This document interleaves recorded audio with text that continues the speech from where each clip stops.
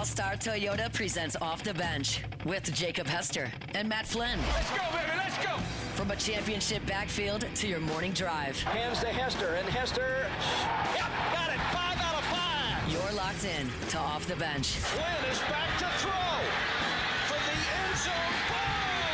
Boom! Live from the Raising Cane studio, here's Jacob Hester and Matt Flynn.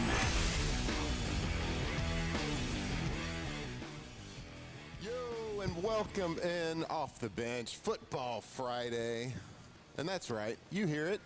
That is not Jacob Hester talking to you, that is me. It's Mr. Flynn here talking to you. Sitting next to Taylor Sharp.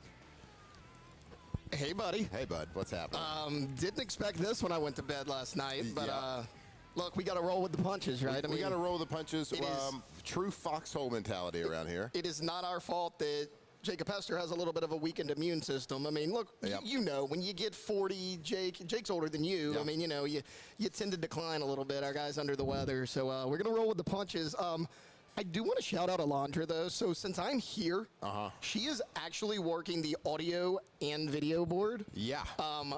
It's not the easiest thing in the world to do. So shout out to her because that's easy. No, it's a difficult thing to do, and like if anybody can do it, she can. So shout out to her. That's right. Now, what y'all do like individually, like with just one of the jobs is hard enough, but having to do two of them, yeah. Shout out to everybody, and you know it's next man up mentality here at Off the Bench. We got the call this morning at about 5:45. You know, I think this is the Hester family. They've been fighting through some stuff. It's that time of the season. Everybody fights through stuff. Kids bring sickness home from school, and then it spreads like wildfire through the house. So, you know that Jake's gritty, and it takes a lot to take him down. But this has kind of been like the over-the-hill week for the off the bench host here. My back has been barking all week. Jacob's been sick. I got to tell you, I can't wait to get 40, man. You guys make it sound so fun. I am very excited. I got 11 short years. Yeah. I'll be there. So well, that's what people keep saying, you know, because my back's been hurting. They're like, well, you know, that's what happens when you get to 40. It sounds like it's just age. Yeah. Like, nah, dude. There's plenty of people under 40 that hurt their backs, okay? So just because I'm 40 doesn't mean it's an age situation. And I'm sure Jake's saying the same thing. Plenty of people under 40 that get a little sickness. That's all right. But anyway, we are here live from Rouses, just like we are every single Friday during the football season. So come check us out. We're Rouses at Burbank. And, yeah, if you got some groceries this week, we're getting ready for tailgating tomorrow, getting ready for LSU-Arkansas. Come see us. They got the breakfast bar. We say it every single week. The beautiful people here at Rouses. I got here earlier today because after we got the alarm bells ringing about Jacob not coming to the show. I was like, all right, I got to get there early. Got to start prepping. Got to get ready for the show. Riv's here. Riv's in the house, getting everything set up. But again, I get here like 6:15 this morning. I still got beat by about 40 different people at work here, getting everything ready for everybody in Baton Rouge. So if you got the need, if you got a little time this morning, come swing by here at Rouses. And also want to give a shout to the chat at YouTube. If you're available, if you're not in your car, if you're at your office or at your house, whatever, make sure you tune in to YouTube, check us out, and interact with us a little bit because, you know, Jake's not here. We'll be probably interacting quite a bit. So if you got some questions, you know, we kind of usually have like the Ask the Bench or whatever it is at the end of the show. You can just do it all show. You can just ask us questions all show. Ask the show? Ask the show. Okay, I like it. Ask the entire show. What do you think about that? I'm good with it. I mean, look, you know me. I'm full of hot air. I can sit here and scream at clouds all day long. So like, we're not going to have a lack of things to talk about. So, but no, look, we're rolling with the punches. You know, I woke up and I'm driving into work, and this was the first time in a while I was driving into work, and I was like, I don't know what my role's going to be today. And if you know me, I'm a very planned out, I'm a very scheduled person. I didn't like that too much. But look, we're here. We're going to make it happen. You're a scheduled person? Believe it or not, Matt. Believe it or not, I'm a very structured, scheduled, pre-planned person. I don't know if I believe this or not. Well, it's true. All right. Well, fair enough. I am not. And, you know, I maybe have forgot to watch a few sports yesterday, too. So, you know, we're gonna filibuster a little bit on these sports with you. We're going to have to figure it out. But what I did tune into was a little Thursday night football last night. The Patriots, I guess they're pretty good. 9-2 now. First team in the NFL to get to 9 wins. Yeah, is the Patriots. You know, I was asking you a little bit before the show, Matt. Can the Buffalo Bills catch New England? Because I don't think they can at this point. I don't think they can. And even if New England slips a little bit here and there, I still don't think they can. It's not like the Buffalo Bills have shown that they're going to go week in and week out and throw a great product out there. They didn't go and try to get another receiver before the trade deadline. They just, you know, Josh Allen, he's probably feeling it too. He probably saw my quarterback rankings this week too. He saw they slipped all the way from 3 to 7, which is a big slip for him. But moral of the story is don't lose to the Dolphins. But, yeah, I don't think that they are going to catch New England because these wins that they're having are not fluky. Drake May has played really good last year as a rookie, but he has made that jump that everybody wants to talk about, that I've talked about a lot with NFL quarterbacks, is that year 1 to 2 jump is the best jump that a quarterback, the biggest jump that a quarterback will ever have in his career or should ever have in his career, because that first year, you come from college, everything's a little bit faster. You're like, oh my God, these guys are good. Like, you're still talented. You deserve to be there and you should be there. But it's really hard to just get caught up. Like what Jaden Daniels did was like a rarity. That was like something that doesn't ever happen. And it was a perfect storm for him. And he got up to speed so much faster. Drake May had some moments last year. But then once you get used to everything, you get an off season, you get more time in a system, you get more time to get used to the speed and the football IQ of the defenders that you're playing.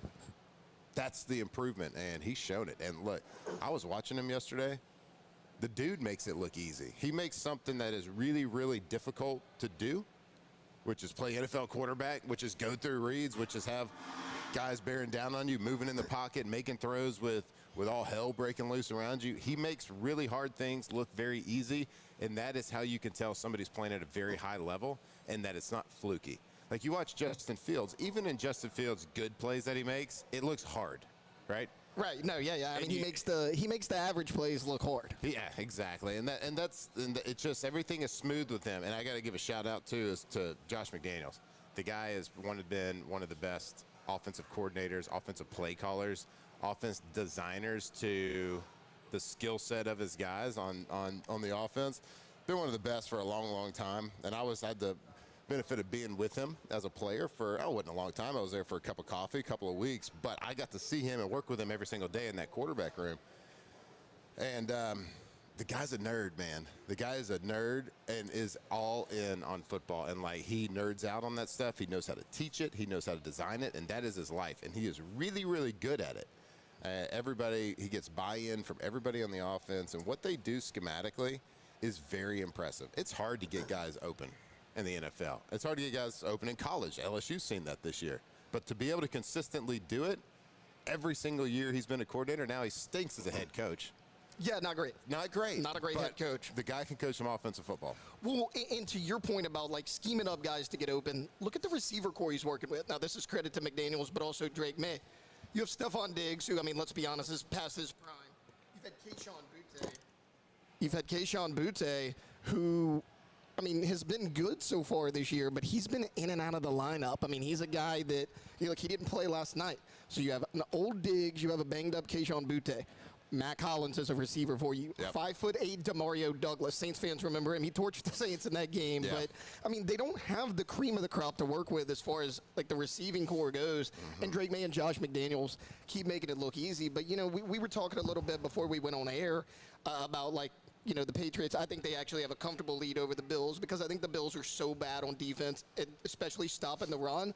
But I think the Patriots are better now that Trayvon Henderson is their premier lead running back. I mean, Matt, it's amazing what happens when you give your good players the ball. Like, a lot of people this year were saying, what's wrong with Trayvon Henderson? I mean, he's not putting up the numbers we thought he would. He wasn't getting the carries. I mean, he had, before 3 weeks ago when he took over as the starting running back, he had 1 double-digit carry game. I mean, the past 3 weeks, he has 5 touchdowns in the last 2 games. He averaged 10.5 yards per carry against a Todd Bowles defense in the Tampa Bay Buccaneers. I mean, he single-handedly won that game for the Patriots. Last night, their offense scores 3 touchdowns. Yeah, all 3 of them were number 32. Like, Trayvon Henderson, I know Jake loved him. Like, Jake always follows the running backs in the draft. Jake loved him. I thought he was the best running back in the draft a year ago. I mean, I know everyone talked Ashton Jeanty, Quinshon Judkins. What I saw Trayvon Henderson do at Ohio State, splitting carries. I mean, he wasn't a guy that got, 25, 30 carries a game because of Judkins. Where did he go in the draft? He was second round. He was second round. He was a second round guy. And I mean, mid-second. And that's pretty high for running back, though. For sure. Yeah, for sure. This day and age. But yeah, the guy's legit. So he had 2 rushing touchdowns. He only had like 60-something yards, but he also had that receiving touchdown that Drake May. It was a great play by Drake May. They did a little high-low. He was running a corner in the end zone. Great play, smooth play. Yeah, the guy is twitchy and explosive. Twitchy, and it looks like he can go from like 0 to 60 in like 2 or 3 He's a legit 4.3 guy, and I think that's actually what he ran at the combine. But I mean, you mentioned 62 yards on the ground. He had another 31 in the air, so almost 100 yards total in that game. Last week, how about this? 14 carries, 147. That'll play. That's okay, right? That's 7.5 a carry. I mean, he is revamped this offense, and it was always a little confusing to me because what do you always hear? You hear it high school to college, college to the NFL. Mentally, the easiest position to transition is running back. That's what's accepted. Mm-hmm. It wasn't like Ramondre Stevenson was ever lighting the world on fire back there in the New England backfield. Like, I guess they wanted to slowly work in Trayvon Henderson. I thought he should have always been the lead back, and he's not giving up that role, though. He reminds me a lot of Bucky Irving last year when he took over the halfway point for the Bucs. And I mean, coming into the year, he's a top 10 back. I think Trayvon has that potential. Yeah, I was watching Drake May give a couple of quotes after the game. And I thought it was really funny. It's just what a NFL can be a wild, wild world. Sometimes you got these young guys playing with older guys. A reporter asked him because there's been an emergence of Stephon Diggs this season. Right. And of course, it helps that he's in this Josh McDaniels offense. It's helped that Drake May's playing at potentially an MVP level. But he has over 100 yards receiving yesterday. The guy's he's looking like old Stephon Diggs. And they asked Drake May, they said, hey, Drake, like, when do you find the time as, young quarterback with Stephon here to get that chemistry, get that going, like where y'all get your timing together, and how did you build that trust in Stephon Diggs? And he was like, honestly, no, we don't really spend extra time together. That trust was really built when I was in middle school watching him play football, and I knew that he was a dog. And he's like, so that was when that trust was built. I know I can throw to Stephon Diggs. So it's like, yeah, you got your old guys playing with your young guys. It's always, you get those funny stories all the time. Like I remember when I was in the NFL, like my welcome to the NFL moment was when Charles Woodson picked me off 3 times in my first practice in Green Bay. He did that to a lot of people. That's Charles Woodson. He won a Heisman when I was like in 5th grade or something like that. I don't know. He's pretty decent. You so I see the guys like Tom Brady post game. They'd come up, hey, you played against my dad, and all this. But I mean, people forget like Drake May. Remember coming into the draft, there were a lot of people that were critical of him, and look, the Mitchell Trubisky comparison started, and I get it. Like it was a lazy comparison, but it was also easy. They came from the same school. They actually had a similar style of play, at least in college. But I mean, Drake May's got it. Remember the athletic ability that comes from this family. Like they did a whole special on him his last year at North Carolina. A lot of people may not remember. Luke May, his older brother, he was on a national championship team at North Carolina basketball. I mean, all of his other brothers played basketball. Drake did as well. But, like, he's a guy that you don't think of as a premier athlete. But, I mean, that dude, he's got it all. Yeah, that's the truth. And anyway, these Patriots are going to be dangerous this year. To your point, they are first NFL team to get to 9 wins this season. They are 9-2.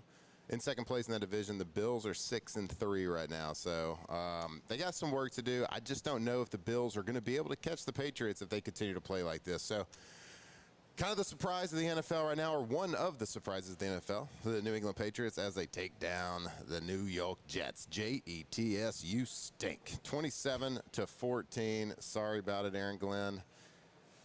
Better luck next year, I guess. All right, we got a big show for you. Again, we are here live from Rouses on Burbank. We got a lot of LSU-Arkansas to talk about. I guess we might even attempt later to do what's the ticket and all that good stuff. We'll have some research to do. But our guy Taylor here was at the press conference yesterday, so a lot of LSU news right here when we come back on Off the Bench. Off the Bench. All right, I want to tell you about our friends over at Russell Pool Company. Look, so I'm about to get my project started here pretty soon. It's something that we've always wanted to do, was get the pool started, and there is no other company that we would decide to choose than Russell Pool Company. They are the name when it comes to the highest of quality custom pools here in Louisiana. They've been doing it for a long time. Chris Sanderson and that ownership group over there, they got 2 landscape architects right there on staff. So, like, if you know exactly what you want, you got all the pictures, you got the Instagram, you got all the Pinterest pictures or whatever it is, you know exactly what you want, great. They can help you build it, design it, engineer it, everything. But if you don't know what you want, they can walk you through all the steps. They can show you all the options, anything that you can dream up from a pool standpoint. They can build it, they can design it. It's a one-stop shop right there at Russell Pools. So go give them a call. Go see them at russellpools.com. If you want to get that project started with that custom pool, go see them, russellpools.com. At Auctioner, we know healing is a team sport. That's why we've partnered with world-renowned orthopedic surgeon Dr. James Andrews to create the Auctioner Andrews Orthopedics and Sports Medicine Institute. Whether you're a professional athlete or a weekend warrior, our team of specialists are dedicated to getting you back in the game. So whatever your reasons are for reaching your personal best, we've only got one: you. Auctioner Andrews Institute. Long live you. When it comes to industrial construction, River Parish Contractors can do it all. Mechanical, structural, custom fabrication, specialized welding, and turnaround services. Strategically located in between Baton Rouge and New Orleans, we have the local team with the experience and commitment to safety to manage the most complex industrial projects. Period. Here's the deal.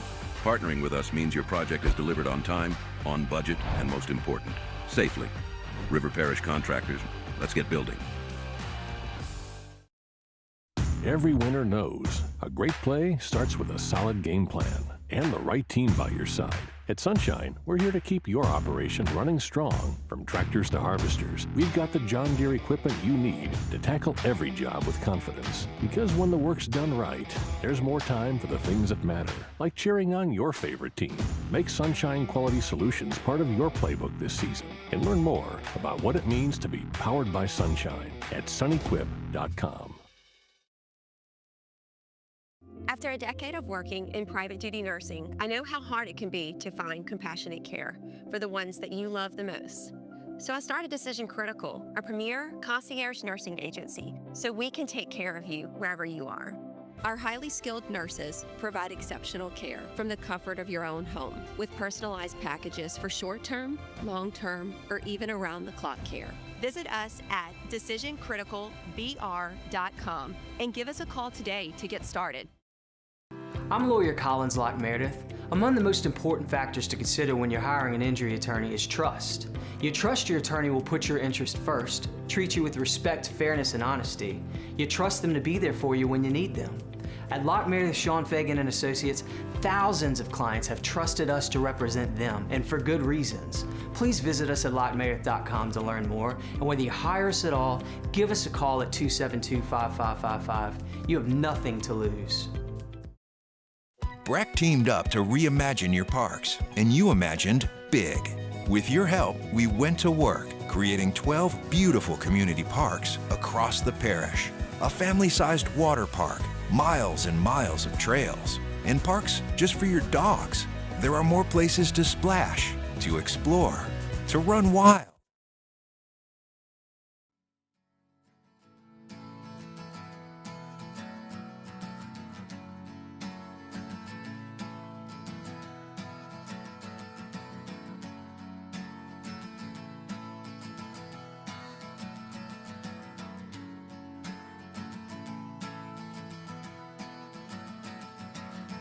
Today is gonna be the day that they're gonna throw it back to you.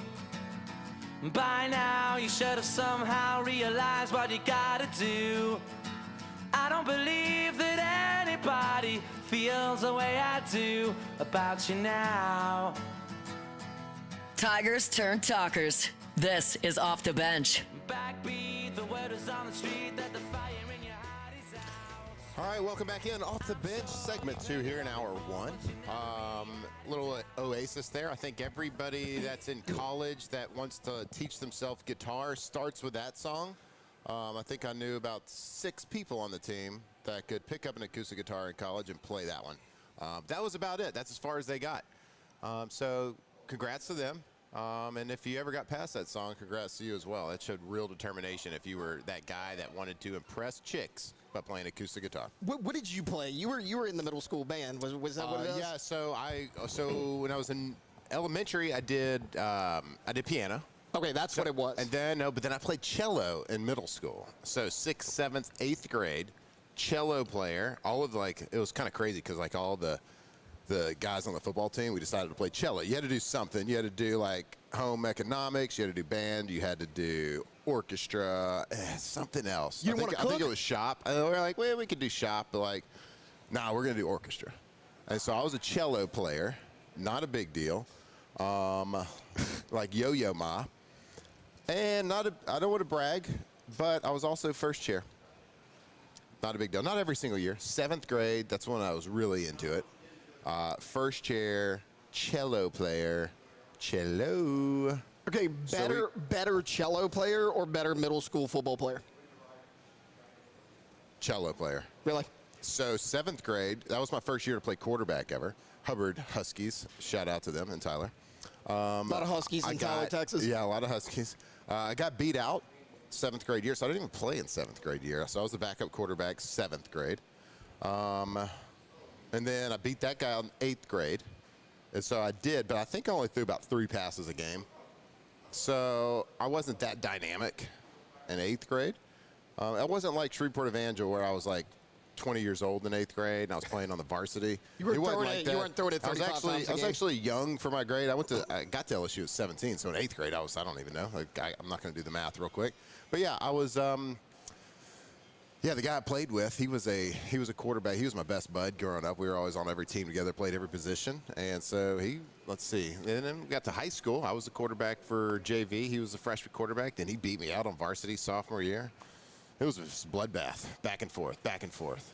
But he was a good player. He played for the Cubs for a long time. He was a hitting coach when they won the World Series, got a World Series ring. So he's moderately successful? He was moderately. He played baseball at Oklahoma State. No mullet, though. He didn't have the Gundy? He didn't have the Gundy look, I know. Did he last 20 years at Oklahoma State? And we've already laid Gundy to rest this year. No, he didn't last that long. You know what? The mullet probably would have prolonged his career. Yeah, it checks out. So, Taylor, you were at the press conference yesterday. A lot of news coming in, but before we get to that news, I would like to get this show started. It's time to get glowing, courtesy of GoFlow IV Spa, where hydration, vitamins, and a summer-ready glow are always on tap. Now, for starters. All right, go to GoFlow IV Spa right there, Jefferson Highway, right near Bocage. It is obviously the absence of Jake means it is that time of the season where sickness is running around. It's going around all the schools. I've heard rumors about people all over the city. Something's happened, whether it's a stomach, whether it's a little sniffly nose. Well, make sure you arm yourself with a strong immune system and go to GoFlow. You can get that Myers cocktail. You can get hydrated. You can get vitamins. I like to call it vitamized, with the vitamins B12s, the D, the zinc, the magnesium, everything. Keep your immune system strong to fight off anything that's going through the house right now. And if you're already feeling under the weather, perfect. Go get those vitamins. Help you recover faster. Get stronger. Get hydrated. Get vitamized right there at GoFlow IV, GoFlowIV.com. All right, Taylor. So there's a lot of news coming out right now. Frank Wilson took the podium yesterday, talked. Of course, we got Arkansas tomorrow, and now we're kind of hearing a little bit about a nagging injury for our guy, Garrett Nussmeier. Yeah, so he said Garrett had a nagging injury that has reoccurred. So it was, one of the ones that he had previously had. He said Garrett's probable for the game, but it is something that is concerning. I mean, he says he's probable but concerning. It's something we need to watch and monitor as we head into the game. He was later asked in the press conference, you said reoccurring injury. Is it the knee or the patellar tendon, or is it the oblique? He confirmed it's the oblique. It's in that ab area. You had talked about how hard it is to throw the football. And, and I get it. Garrett hadn't had the best year, but, I thought he was actually even worse to start the year than he has been. I mean, just because, you mentioned the entire throwing motion is going to be off with that oblique injury, and it's apparently back. Yeah, and I don't think we know. Yeah, it's an oblique. It's the left side is the right side because, to me, I think I'm trying to figure out like which side would be. Anyway, for like a guy that turns, anybody that's a swinger. So you're a rotational type of athlete. So you're a kicker, you're a baseball batter, a golfer, a thrower, anything that's a rotational type of athlete. Anything in the abs and the ribs is like really tough to deal with, and it creates a lot of mechanical flaws and mechanical issues. So everybody's been trying to pinpoint with Nuss, like, hey, what's the difference this year between the Nuss we've seen and we've known and we've trusted, and he's absolutely electric all over the field, making every throw, making every read. And then the Nussmeier that we've seen this year, who has not been as dynamic, has looked a little bit like he's pressing a lot. His mechanics have been the same. The throws haven't been the same. And I think a lot of it has to go back to this oblique injury. And because if you're a golfer, you can kind of relate to this. Like if you play in the wind a lot, you have to change your swing. Right. And you have to change your swing to adapt to the wind. And then when it's not windy, there's a period of time where you have to like unlearn what you just did in the wind. So there could be a situation where he had this injury and he was, whether subconsciously or consciously, overcompensating for something, or his body was doing something different in his throwing motion to ease the pain so he could make a throw. Well, if you do that enough for a long enough period of time, muscle memory starts to set in and mechanics happen. So like I sometimes I wondered throughout the year, was like, did his mechanics change a little bit? And like I could go and I could slow motion and look at it, but like I'm just talking about maybe not from an arm standpoint, but from like a body weight standpoint. Is his right hip getting through? Is his right hip going to the target? A lot of times he's falling away from the ball, falling away from his target this year.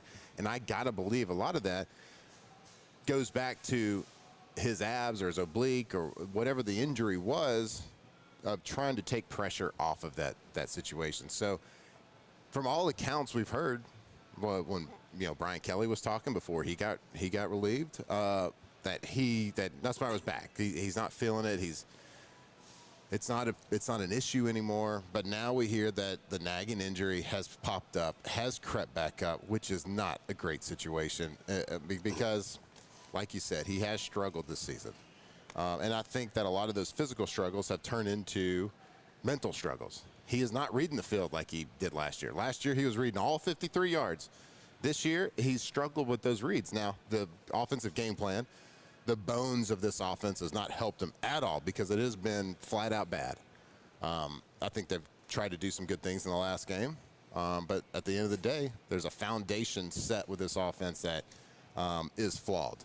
It's flawed from the foundation, from the bones. There's only so much lipstick you can put on it right this moment at this point in the season. But to hear that we got a little bit of an oblique situation, what we believe was kind of the start of the decline of his production, is not a great situation. No, it's not. And like you had done a great job all year long of breaking down the Joe Sloan offense. And what had been the question all year? Why aren't they throwing the ball deep? Why aren't they throwing the ball across the middle? And I totally get that. But you and I were talking about it about a week ago. Like, we saw this offense do it a year ago. Maybe Nuss can't do it right now. Right. And it's because of this oblique. And you mentioned, like, it's the mental struggles. Now, I see a quarterback, just in my opinion, you know a lot better than I do, that maybe doesn't trust his offensive line and also knows that he can't throw the ball downfield. So, like, what do you actually do if you're Garrett Nussmeier? And I've seen people today or last night say, oh, well, this is just the secret of benching for Nussmeier. This is just, putting him on.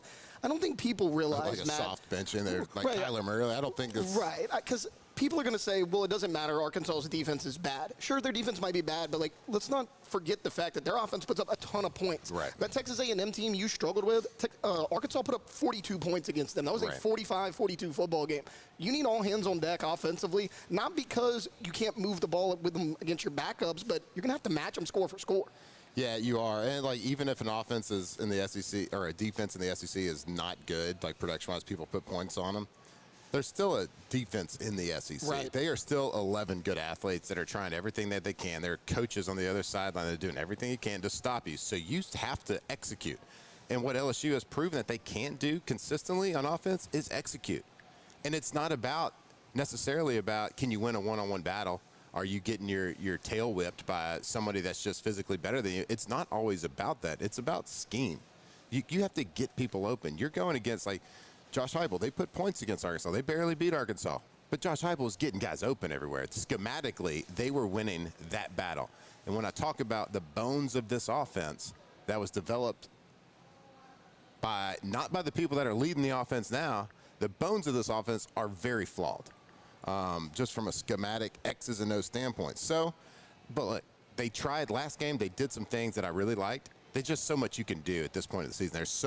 There's only so much that you can add in. So, I mean, we'll see. You do have to execute. Their offense is going to score points, but luckily they are going to be going against our best unit on this team, which is the defense, which played really, really well, I thought, against Alabama. And they've played really, really well in spurts throughout this season. I expect them to play well. I expect Blake Baker to have a great game plan. But there's more repercussions about this Nussmeier injury that we will get into on the other side of this break with Michael Van Buren and what are they going to do about his red shirt. I don't know. We'll talk about it right here when we come back on Off the Bench. Off the bench. All right. Well, if you're a little bit sad or a little bit excited about the game tomorrow, there is no better time to grab a beer. And when you do, make sure it's a Dos Equis, an ice-cold, delicious Mexican lager in that tall, cold bottle. Maybe it's a tall, cold can, whatever it is. And you can actually get it here. You can get it here at Rouses. You can get it here at any of your local beer stores, wherever you want to go. So when you open the cooler on game day, you want one thing, that's an ice-cold refreshment. And nobody delivers it like Dos Equis. The king of cold, delicious Mexican lagers. Make sure you get you a little lime, slice it up. Can you feel it, Taylor? I can, yeah. After that. I can feel it. I can taste it. Look, we live in South Louisiana. Let's not try to lie to anybody. We love cold pop. And we love a little bit of breakfast cold pop right before a game at 11:45, whatever it is. So if you're going to do it, make sure you do it responsibly tomorrow. And if you see us walking around campus, make sure you lift it up and give us a little Dos Equis cheer. So drink responsibly. Get yourself some Dos Equis tomorrow. Get yourself a little koozie. Keep it cold. Keep that hand warm. Go for Dos. Drink responsibly.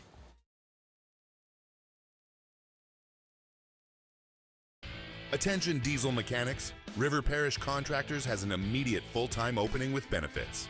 Valid licenses and TWIC card is required to apply. Call or text Big Jake today at 985-479-9858 or go to rpcontractors.com and click on Apply Now. Come be part of the team that values hard work, has a high standard of excellence, and delivers projects on time and safely. River Parish Contractors. Let's get building. 104.5 ESPN Baton Rouge and First American Bank and Trust bring you the Heart of the Game Award, recognizing student athletes who deliver when it counts. Nominate your game day standout at 1045ESPN.com by the 21st. We'll choose 5 male and 5 female finalists, and then it's up to the fans to vote for the winners. Each winner gets a $250 gift card, a custom award, and the spotlight they've earned. Presented by First American Bank and Trust, a banking tradition since 1910. At Auctioner, we know healing is a team sport. That's why we've partnered with world-renowned orthopedic surgeon Dr. James Andrews to create the Auctioner Andrews Orthopedics and Sports Medicine Institute. Whether you're a professional athlete or a weekend warrior, our team of specialists are dedicated to getting you back in the game. So whatever your reasons are for reaching your personal best, we've only got one. You. Auctioner Andrews Institute. Long live you. Family owned and community driven. Service Chevrolet Cadillac, a legacy you can trust since 1972.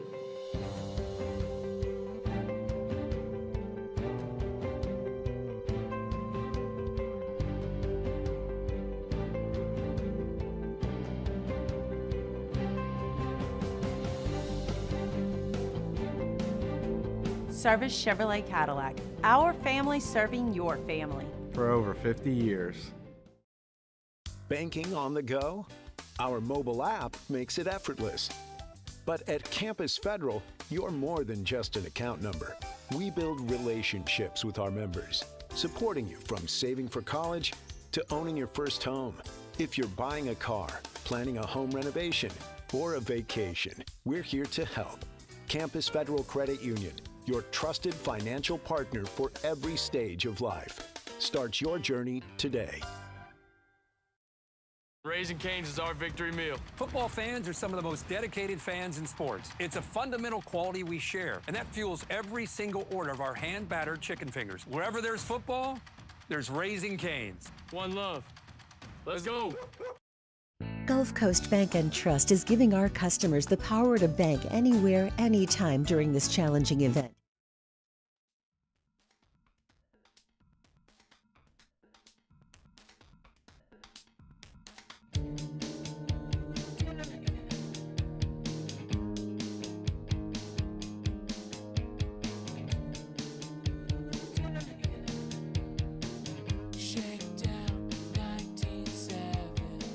From the locker room to the airwaves, it's Off the Bench with Jacob Hester and Matt Flynn. All right, welcome back in Off the Bench here, hour number 1. We are here live from Rouses on Burbank, and I want to tell you a little bit about Rouses. Hey, I know it might sound a little strange, but go to rouses.com. I know it's a website for a grocery store. That's all right, because you're going to go there. You're going to see different deals that they're going to have at local Rouses near you. You can type in a little zip code right there. It's going to tell you what's happening, what the deals are. You can find some coupons right there. But, hey, if you're going to shop, if you're going to get ready for the weekend, you're going to get ready for tailgating. It's also gumbo season. It's jambalaya season. Like, the fall is the best season for food.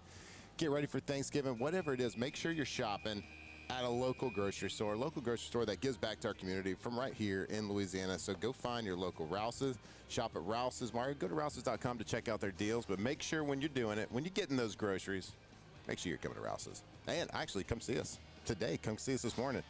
I got the steam popping off the breakfast bar. My guy that's here every single week, making about 1 billion sushi rolls. They're killing it over here. Get your My High, too. A lot of people in the chat right now trying to tell Taylor to assert his dominance at the table by getting other hydration products put on the table. I don't know. I wouldn't do it. That's the way to get front kicked right there. Front kick. I'm going to get roundhouse kicked to the face while I'm wearing these pants. You know what movie that's from? You know, as many movies as I've seen, I don't. God, are you serious, Alondra? You know what that's from? What did you say? What did you say? Do you want to get roundhouse kicked to the face while I'm wearing these pants? That's Napoleon Dynamite. That's Napoleon Dynamite. Yeah, duh.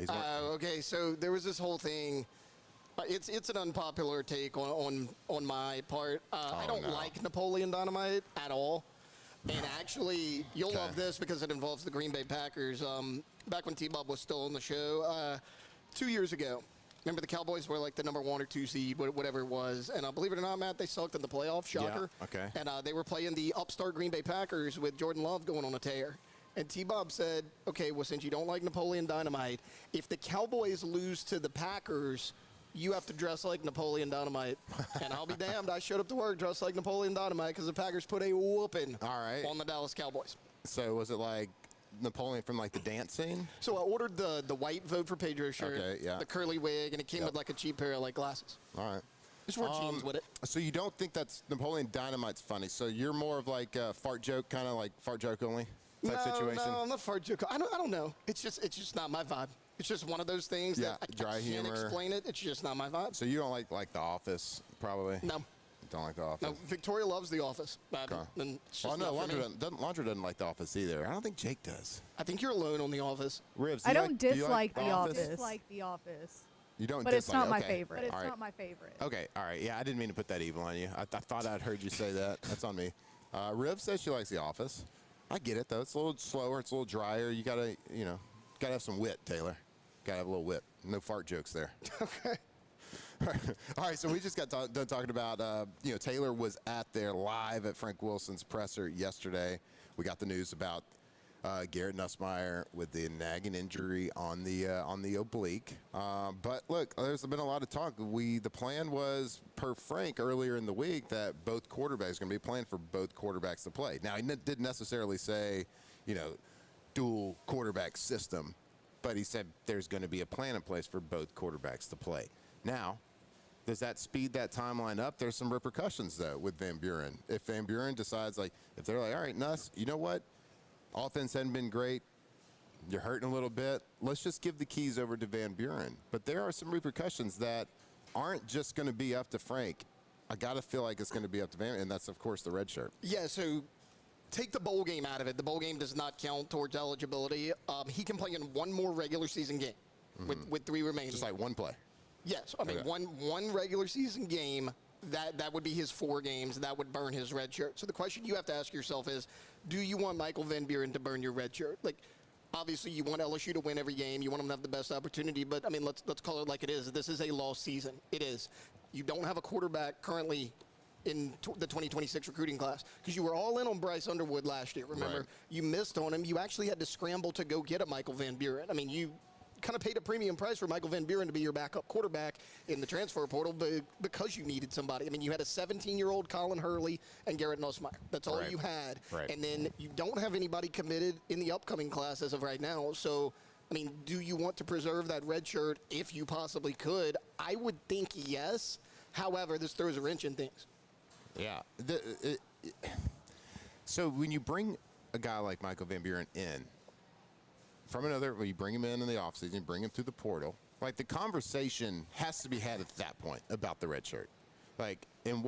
Here is what's going to happen. If these things happen, we're going to burn your red shirt. And are you okay with that? And I'm assuming the answer was probably yes. Okay. But it was probably yes with some conditions. Yeah, as long as it's not for like a play. As long as it's not a waste or like a, going in crap time or whatever it is. I guarantee you that there was never a conversation with him are you okay burning it because our Heisman hopeful quarterback isn't playing well enough? And at the end of the year, we're going to have 4 losses and we're going to see what you got. Yeah. I don't think that was ever the situation. So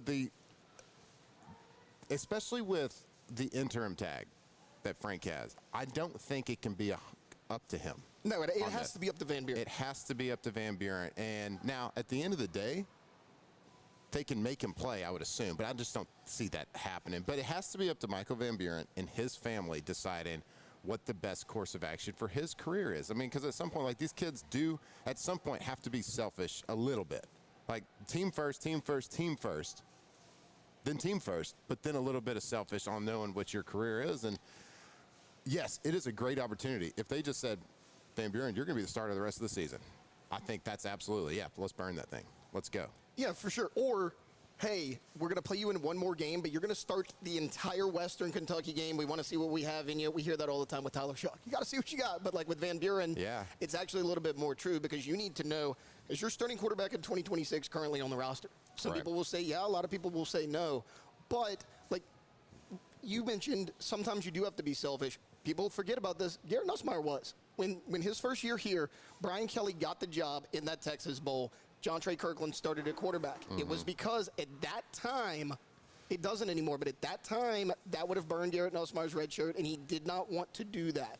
Now, there was a little bit of pushback on it, but, I mean, hell, Matt, at the beginning of the season, everybody was really, really happy that Garrett Nussmeier didn't burn that red shirt, and he was out of eligibility a year ago. So, like, we've seen that happen right here before. Right. I don't think Van Buren does that because you do have but it was also a decision.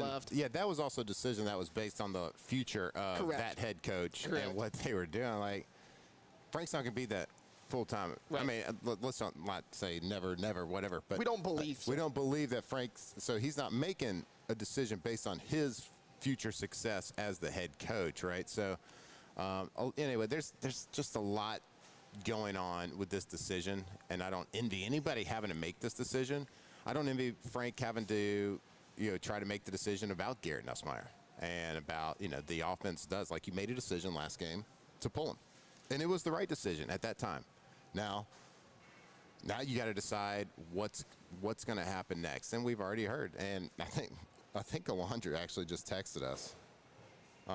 He said on the show last night, Frank said on the show last night that the decision of who is going to start will be made in warm-ups. Alondra, can you jump on here and kind of give us a little clarity on that? Yeah, so they asked Frank during the show last night, well, Chris did, and he said basically the same thing. It's a nagging injury. They gave him a pitch count during practice yesterday, and I don't think they practiced today, but they've been giving him a pitch count at practice, and they're just going to see how he feels during warm-ups, and he didn't have like a definitive answer over who was going to start, but they did ask him about like a dual quarterback system, and he says that that's not really what they're trying to do because of what you said, because it's hard to get a quarterback like into rhythm, especially if you're switching them in and out and stuff like that. So it was basically that. Yeah, that's interesting. I guess you're saying that kind of tells me, just like hearing this for the first time, really, this kind of tells me that the plan is to play Garrett. Unless he can't. Unless he can't. Well, and because then at that point. That's a drastic change from what he said on Monday. Now, I get this injury. I mean, in the press conference yesterday, he said this popped up today. Yep. So this was a Thursday injury. On Monday, I mean, a lot of people were criticizing him because he came out and said, yeah, we're really not going to change anything. I mean, we might play 2 quarterbacks, but Garrett's the starter. He's going to get all the first-team reps in practice. I mean, that is a drastic change. Like, last night he was saying, at the press conference, was saying, he's probable, but it's concerning. I mean, that right there, what he said at the coaching show sounds like this is questionable full game time decision. Right, and it might be one of those situations where, hey, there's a plan to play both these guys. We're assuming Garrett's healthy, right? This is probably the beginning of the week. So plan to play Garrett and both guys. But we're not playing the best defense in the SEC. So if Garrett's coming out and we're moving the ball, let's keep Michael Van Buren sideline, maybe play in the Western Kentucky. There's so many scenarios that we could play out. In all honesty, we don't know what's happened. All we can try to is read the tea leaves here. But we do know there are big repercussions. There are big decisions to be made because of this red shirt hanging over everybody's head. And, of course, this nagging oblique injury and the poor play of the LSU offense to this point with Garrett Nussmeier, taking the helm and leading. So we'll see. It'll be so fascinating to watch. We'll see. I guess we'll all the way up to warm-ups tomorrow. We'll see what's going on. So anyway, I hope that Nuss is fine. I hope that he goes out and plays great. But if not, I hope that Van Buren steps in there and shows that he was that guy that we hope that he is. A backup quarterback's always the most popular guy in town, and it's never been more true than it is right now. So we'll see. It'll be crazy to watch. It'll be fun to watch, and hopefully, I don't care what happens. I hope we beat the brakes off Arkansas tomorrow. I hope we beat them by 50. I don't see it happen. To beat them by 50, we got to score more than 25, though. Well, to beat them by, I think Jake said this yesterday. To beat them by 50, you have to score 50. I don't see that happening. I think it would take you. Y'all mapped it out yesterday, 2.5 games to get to 50. So I don't think that's going to happen. But look, remember the big kind of knock on Blake Baker so far since he's been here at LSU. People will say, okay, well, he has trouble stopping dual threat quarterbacks. Taylor Green was a little bit banged up coming into the game last year, but they shut down Taylor Green in Fayetteville last year. So, I understand that he's kind of struggled with that mobile quarterback. He figured out Taylor Green a year ago. So, maybe this is another one of those games that your defense keeps you in it. Yep. We'll see. And Blake Baker, we trust. All right, we're going to go to break. We will come back and wrap up our number 1 right here on Off the Bench. Off the bench. All right. Well, get Gordon. It is that time of the year. We start seeing a lot of all the charity work that Gordon McKernan likes to do, all the bike giveaways, everything that he does in the community from all over the state of Louisiana. We've seen it. We've seen the billboards. We've seen what he does with the G team here at LSU, all the great work he does with the athletes. And, you see the billboards too, and a lot of it's humor, a lot of it's funny, just to kind of drive awareness of what they do. But at the heart of everything, Gordon McKernan Injury Attorneys, they are here to fight for Louisianans all over the state. It doesn't matter where you are. So wherever you are in the state, northwest, southeast, southwest, middle of the state, it doesn't matter. It's going to be your area code followed by 888-8888 to get Gordon. So if you want to get it done, if you want them to fight for you, if you've been injured, it is not your fault. Whether it's been in a car accident, whether you've been injured on a job, workers' comp claim, whatever it is, let the experts that fight every single day for every single person in Louisiana, let them fight for you and get exactly what you deserve. Go call them 888-8888 or go visit them at getgordon.com.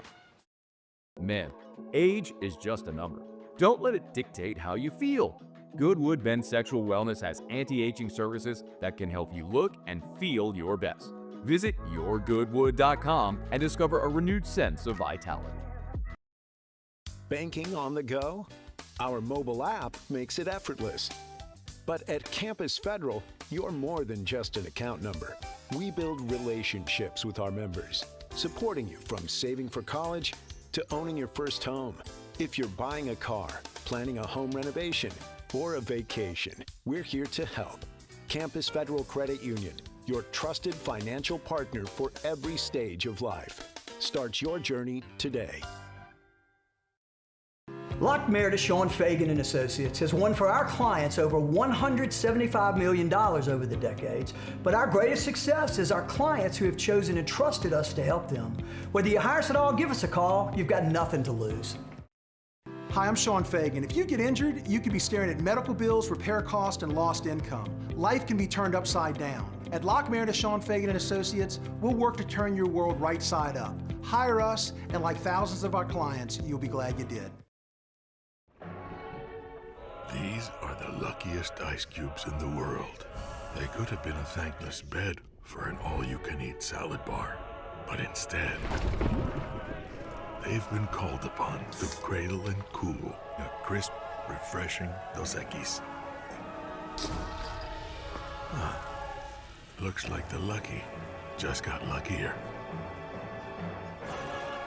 Dos Equis. Trust isn't given, it's earned by showing up, leading the way, and performing at your best when it matters most. Our Lady of the Lake sports medicine experts know what it takes to improve performance and build champions at every level. That's why LSU chose Our Lady of the Lake as its championship health partner, trusting Louisiana's best medical team to care for our state's best athletes. From championship athletes to everyday champions, trusted care starts here. I trust the lake. In South Louisiana, you can always count on good people coming together to help our children. At Dreams Come True, we grant wishes for Louisiana children with life-threatening illnesses. But to do this, we need funds. That's why we're trying to raise $100,000 for Dreams Come True by giving away the Blessed Children's School. Make your backyard's dream come true while helping our kids.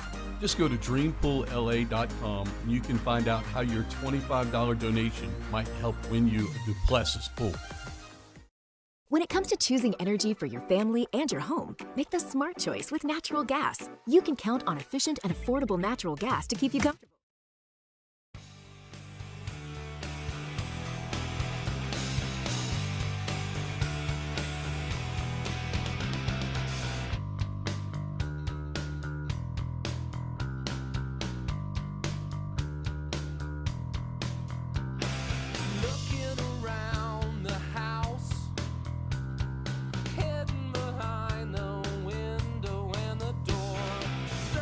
From the locker room to the airwaves, it's Off the Bench with Jacob Hester and Matt Flynn.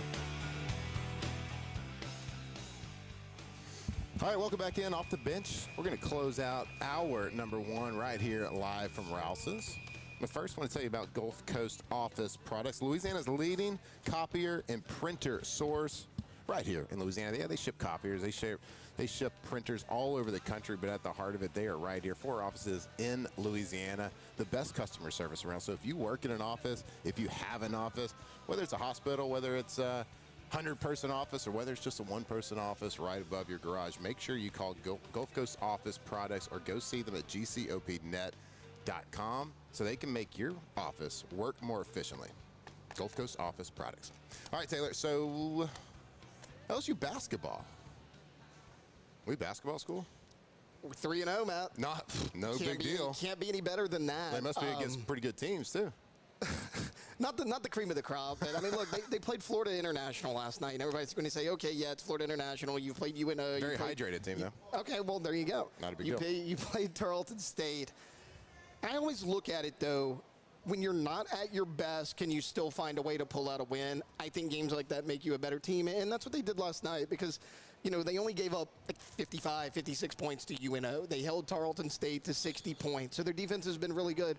Florida International scored 81 points against this team last night, and LSU really kind of had to pull away at the end. It was kind of in a dogfight with about 8 minutes, 7 minutes to go in that ball game, and they did just that. I think that makes you a better team because when you get into SEC play, these are the type of games you're going to play. It's going to be tight down the stretch. How can you respond? I mean, I think Markel Sutton and Mike Nwoko, they're probably the 2 best players on your team. You got a big in the middle, you got a wing, but you'll learn this name as the season goes along. DJ Thomas. Keep an eye on that guy because he's going to be your point guard, and he's a true point guard. Matt McMahon teams at Murray State, when they were the best, he had a true dominant point guard. Now, last year, Cam Carter was great, but he was more of a 2 guard than that pure 1. I mean, you saw the Sweet 16 run with Ja Morant. I get it, Ja Morants don't grow on trees, but there were multiple years when, he had that dominant point guard that could dish it out to the shooters. And LSU has shooters, and DJ Thomas is finding them right now. So, there's a lot to like with this team early on. Now, we'll see how they do in SEC play, but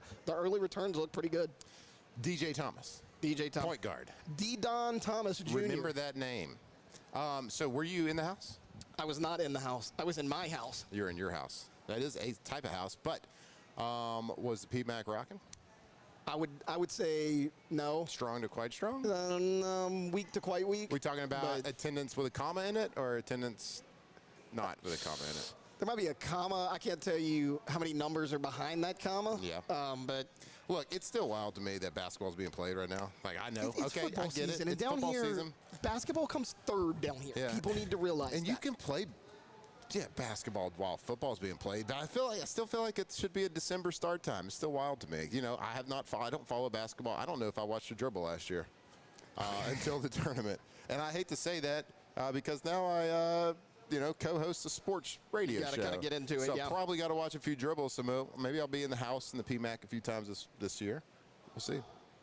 But we'll be right back. We're going to finish up hour one right here. Hour number two coming up here on Off the Bench. Off the bench. Hey, good looking out on that time right there. My bad. All right, K2ZBlinds.com. K2Z Interiors and Outdoor Living. Right there. Hey, if you want to spruce up your house a little bit, if you want to beautify your indoor living space, give them a call. Go to their website right now, K2ZBlinds.com. Give them a call. Let them come out to your house. Brandon Barty, like Jacob's told you all the time, how Brandon has come out to his house. He spent 5-10 minutes in that space, and he's going to know that space better than you. And they can figure out how to make your house look better. You're talking about blinds, talking about shades, maybe some shutters on the outdoor. Hey, and more importantly, those outdoor motorized shades that I'm going to be getting in my house. They go up, down. They can turn that outdoor living area into an extension of your home. So you just inside, you're outside, you're grilling, you're chilling, you're hosting, whatever it is. Make sure you go see them. K2Z Interiors and Outdoor Living. Let them fix your house. Go visit them at their website, K2ZBlinds.com. My father, J.B. Falgu, had a vision of growth for First American Bank and the communities we serve. The bank's foundation was built on his legacy of compassion, loyalty, and dedication. Through his years of leadership, First American has prospered to heights even JB could not have imagined. I know my father would be extremely proud of the customer service and financial stability that First American provides to Southeast Louisiana. We continue to thrive because of the legacy of JB Falgu. Mornings with Brian Haldane is the only live and local talk show in the capital city. Get the news from the newsmakers, along with traffic and weather updates throughout the morning. The conversation starts weekday mornings at 6 on Talk 107.3. Raising Cane's is our victory meal. Football fans are some of the most dedicated fans in sports. It's a fundamental quality we share, and that fuels every single order of our hand-battered chicken fingers. Wherever there's football, there's Raising Cane's. One love. Let's go.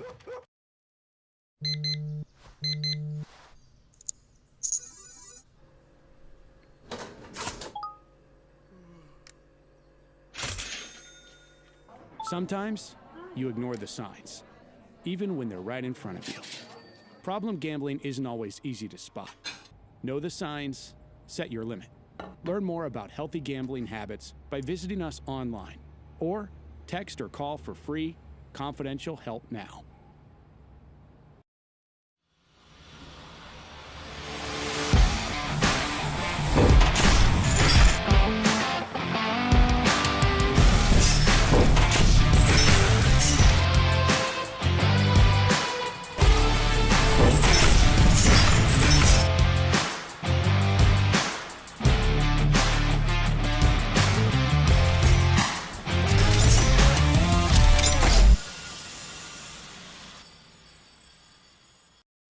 Hi, this is Beth Serena. Welcome to my pool.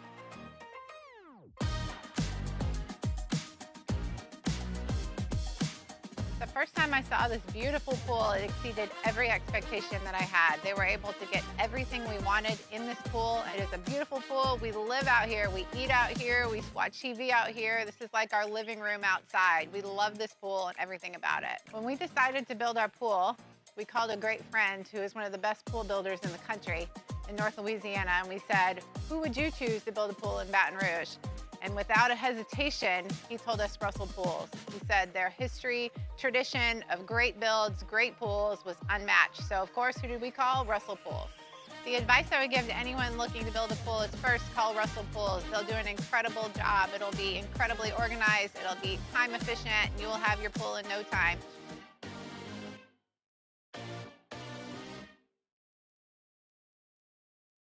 BRAC teamed up to reimagine your parks, and you imagined big. With your help, we went to work, creating 12 beautiful community parks across the parish. All-Star Toyota presents Off the Bench with Jacob Hester and Matt Flynn.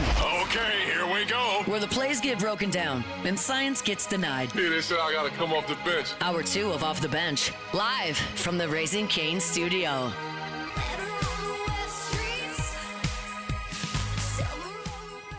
All right, welcome back here off the bench. A football Friday. LSU tomorrow gonna take down those Arkansas Razorbacks. God, I hate them. That golden boot, I can smell it. I got to tell you, I saw the golden boot yesterday. Yeah. It was just to Frank's left at the press conference. Not too gold. Not too gold? I think it looks like a shiny penny. I would personally call it the copper boot. It also doesn't say the golden boot on it. It just says the boot at the bottom. Das Boot. It was a little dusty, though. You could tell they dusted it off of the supply closet and brought it out. It's, so they brought it out. Okay, so we found out it weighs 200 pounds. I said 2,000 yesterday. Sorry, misread it. Okay? Can I make a mistake? What an extra zero does. Can I make a mistake? 200 pounds. Again, we told you the stats the other day. It was made in 1996. $10,000 worth of gold put into that thing. Taylor, it's not copper. It is gold. I don't know what kind of. Maybe it was the lighting. Maybe it's rose gold. Maybe it was the lighting. And I don't think gold just fades over time. Pretty sure it was made here by the good Lord. The bronze boot is a good name. The bronze boot is actually better. What is it? It's not the gold boot. It's just the boot, right? I always heard battle for the golden boot, but on it, like I took a picture of it. It just says the boot. Like it doesn't say the golden boot anywhere on it. Yeah. There's no trophy out there that stirs more emotion. That makes a tingle come over you. It gives you goosebumps, like the golden boot. That's copper, man. That's copper. not. Yeah, come on. It does look like copper. Yeah, no one cares about the boot. I hope the guys do. I hope they get excited for it. But as fans, it's Arkansas. I mean, they always play us good. They care about the boot. We don't care about the boot. They care about it. I like the Arkansas rivalry more than most people. Yeah, I mean, it's a good rivalry because it's like always a good game.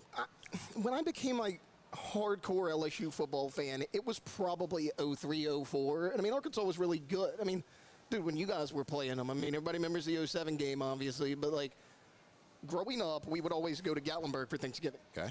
Every year we did that for Thanksgiving. You guys always played Arkansas the day after Thanksgiving.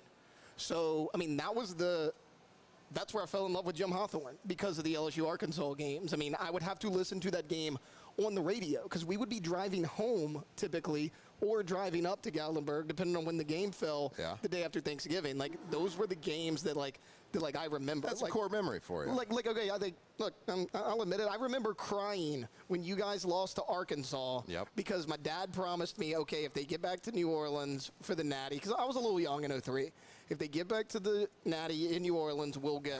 And then you guys lost to Arkansas in triple overtime. And I'm sitting there crying in Chops Steakhouse in Pigeon Forge, Tennessee. Okay, I remember this like it was my older sister's laughing at me.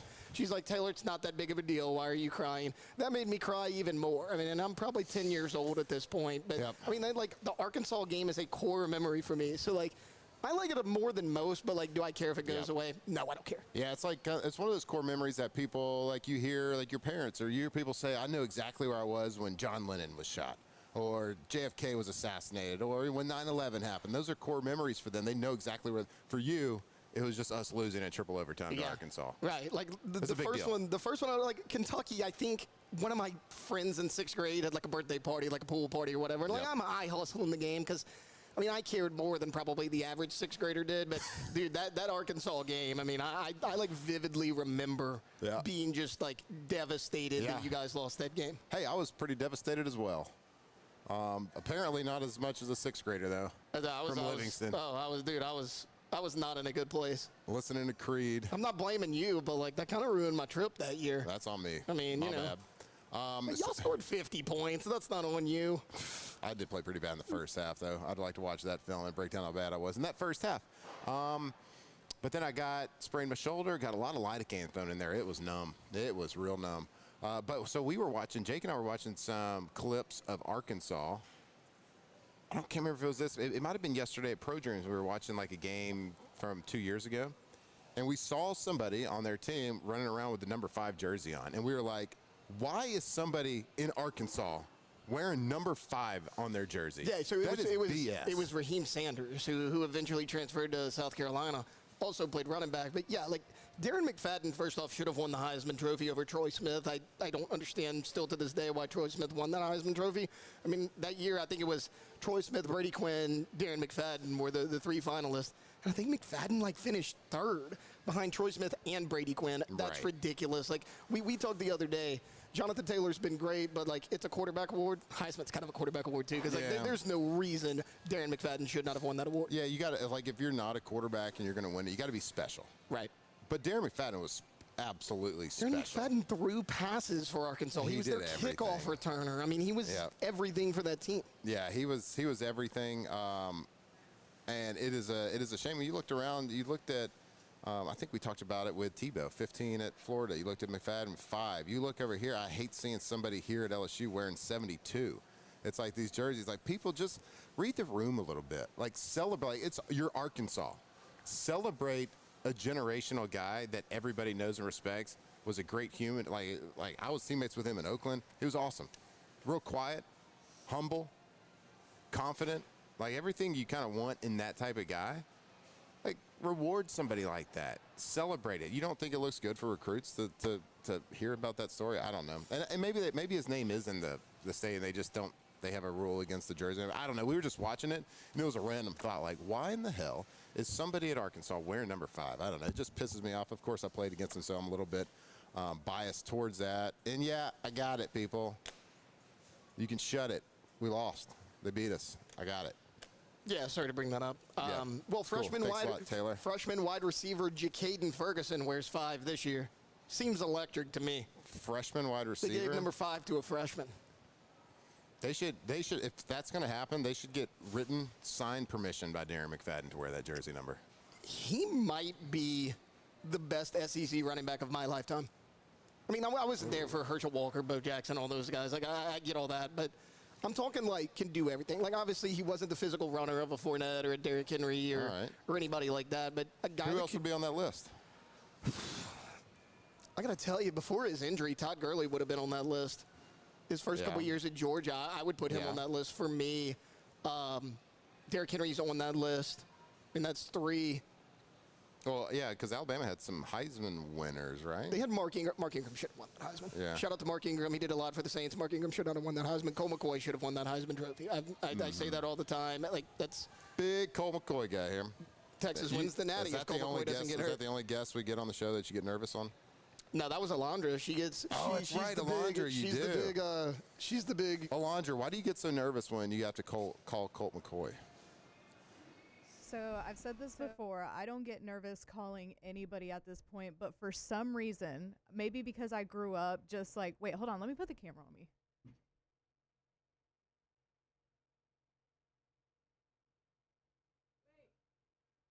There we go. Sorry, I'm struggling back here. Okay, so for some reason, I think because I grew up and he was just like such a Texas legend, and obviously, I mean, I was a little girl. He's good looking, probably had a crush on him.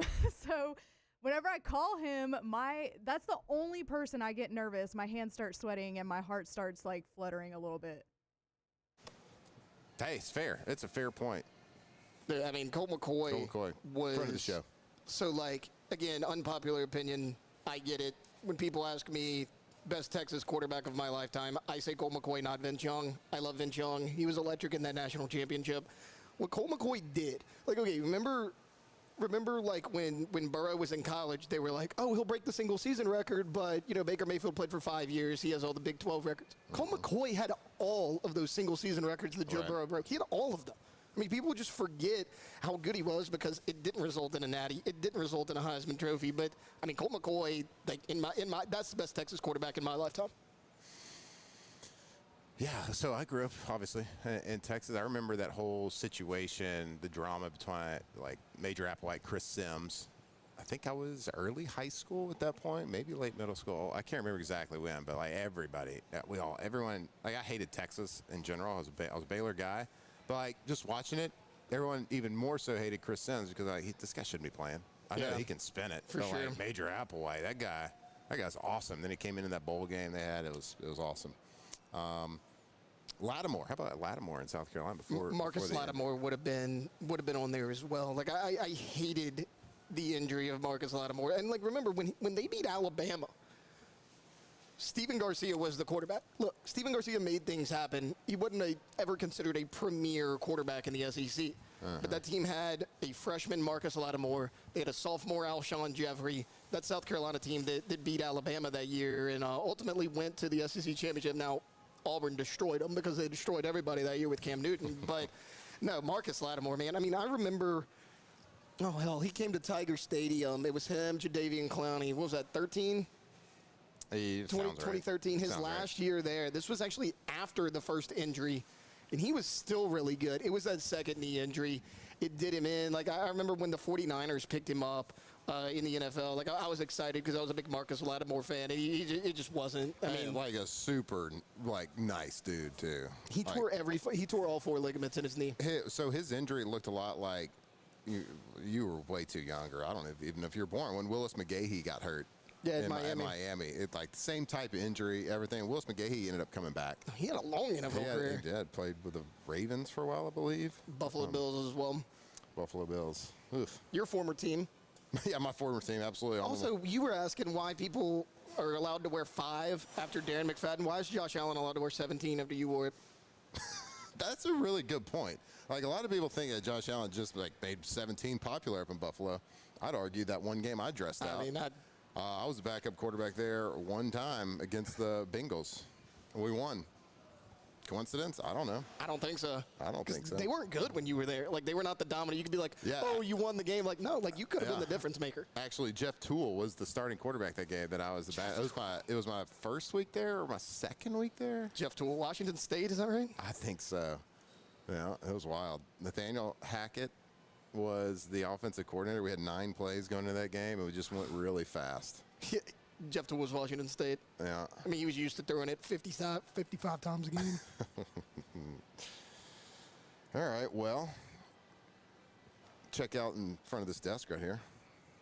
A little hydration, a little perfect hydration. Just feeling a little thirsty. If you're ready for a little walker tomorrow, I like to call that like just a nice fresh cocktail you can walk around with. Call it a little walker. Walk and talk a little bit, mingle. A little Mai High. Maybe a little vodka. Maybe have it next to Dos Equis, whatever it is. Drink Mai High. Stay hydrated. A little perfect electrolytes. Don't do what Taylor does and try to go for the competitors. Taylor's that kind of guy. He steps out of the foxhole sometimes when he needs to hydrate. Now, look, I told you this, and I don't like to stroke the ego, so you know I mean it when I say it. That fruit punch Mai High, man, like, that's the only one I drink anymore. I don't know what it is. That's right. It's just like... It's just something about it. Dude, it's all that research and development we did, Taylor. Summer months when I cut the grass, and I cut the grass a lot. You guys know that. The Mai High hits. It hits. What you do is, see, I got the trick down. You cut half the grass, okay? You stop. You go put the Mai High in the bottle. Okay. Put it in the freezer. Because it's not going to freeze over. I only have like 20 minutes left. Sure. But you come out, it's a little iced over. Oh, chef's baby. Kiss. Come on. Great. Yeah, that's what you call about being proactive right there, Taylor. People in the chat saying, yeah, Taylor definitely knows more about Matt's career than Matt. It's that, look, the 07 team, it's not because I work with the 2 guys. I get it. The 07 team is my favorite LSU team of all time because, again, I was young in 03.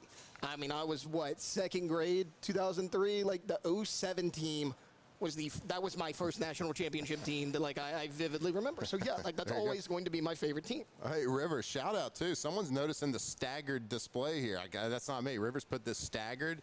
It creates a little texture, little design element right here. Really pops. So, nice work.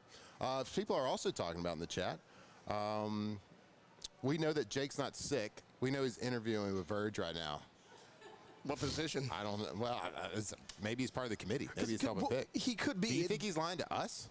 He might be, because like he's asked, hey, can I be part of the committee so many times? Like he might actually be on it. Throw him like a bomb. Well, and then I was thinking, okay, well, if Jake's interviewing, it's clearly for the head coaching position, but the way that LSU's done everything so out of order, it's probably not. They'll probably hire the coordinators and be like, hey, head coach, you got to roll with these guys. Yeah, these are the coordinators we handpicked ourselves as business owners. Right. Not as football guys. Honestly, I wish I could tell y'all that was the case, that we were actually lying, and that he was helping pick, or at least having some sort of input or a suggestion, maybe a suggestion box type situation where you can blindly put in suggestions and here's my reasonings why. I wish that Jake was able to do that, because what better person to be qualified than a guy that knows, that literally has relationships because of all these interviews and all the travels he does with all these coaches, to be able to tell you a guy's background, a little bit about a guy's personality, a little bit of a guy's grit that he might have all over the country. I'm talking about from coast to coast he does, because this show he does every day on Sirius, that's national. That's not just SEC. So he knows Dillingham personally. He knows everybody. He knows everybody. And this at a personal level.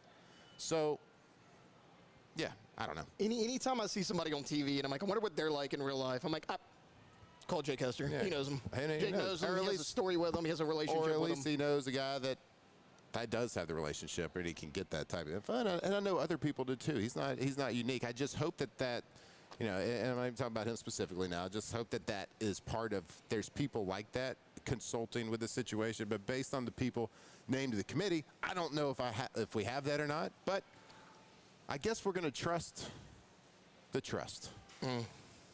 We are going to hope. I got to tell you, I'm excited. I am excited. And look, the coaches, let's talk about that when we come back from break here. We'll talk about the coaches, the situation, names, and just know there's not just one person that would be really good at LSU. There's multiple people. So cast the net, see what happens. Hopefully get some good feedback. But, yeah, we'll keep talking about that, the coaching search. We'll keep talking about LSU-Arkansas right here on Off the Bench. Off the Bench. All right, go to BoudreauxElectrical.com. I think what you call that when you go to Boudreaux's, what you're buying, yeah, you might be buying a whole home generator. But really what you're buying is that peace of mind. That peace of mind that no matter what happens, no matter what kind of rogue, hurricane, rainstorm, or hell, you get 12 inches of snow randomly in Baton Rouge like we did last year. No matter what happens, you're going to be protected. Your home's going to be protected. Your family's going to be protected. That freezer full of venison from last deer season or this deer season is going to be protected. Go see them today. They are one of only 10 Generac dealers in the entire world that were chosen to launch and deliver the next generation of whole home Generac generators. So go check them out today. Give them a call. Get that peace of mind before the holidays. They are locked. They have generators in stock, ready to roll out. Just give them a call. Get that process started. You can go to their home page on their website, click that big red button to start that quote right now. Go to BoudreauxElectrical.com. At Bayou Automotive, we believe in a sales process that puts you first. We want you to experience an easy purchase with clear pricing and great service. Let Bayou Ford and Bayou Chrysler Dodge Jeep Ram be your trusted partners in finding your perfect vehicle. The crew at Bayou Automotive is going to do right by you. Supreme Jasmine is premium American-grown rice. From local farms to your table, every grain is supreme. Pick up a bag of Jasmine or any other of our Supreme American rice. Parish Construction and Roofing. This is Coach Kim Mulkey. Go to parishbuilt.com for all of your roofing needs. From your hometown, parishbuilt.com. Baton Rouge's home for real rock. It's Eagle 98.1. Foo Fighters. Led Zeppelin, AC/DC, Pearl Jam, and the flagship home for LSU sports. Take us anywhere with the Eagle 98.1 app. Eagle 98.1 is the rock station. At Auctioner, we know healing is a team sport. That's why we've partnered with world-renowned orthopedic surgeon Dr. James Andrews to create the Auctioner Andrews Orthopedics and Sports Medicine Institute. Whether you're a professional athlete or a weekend warrior, our team of specialists are dedicated to getting you back in the game. So whatever your reasons are for reaching your personal best, we've only got one. You. Ochsner Andrews Institute. Long live you. Family owned and community driven. Service Chevrolet Cadillac, a legacy you can trust since 1972.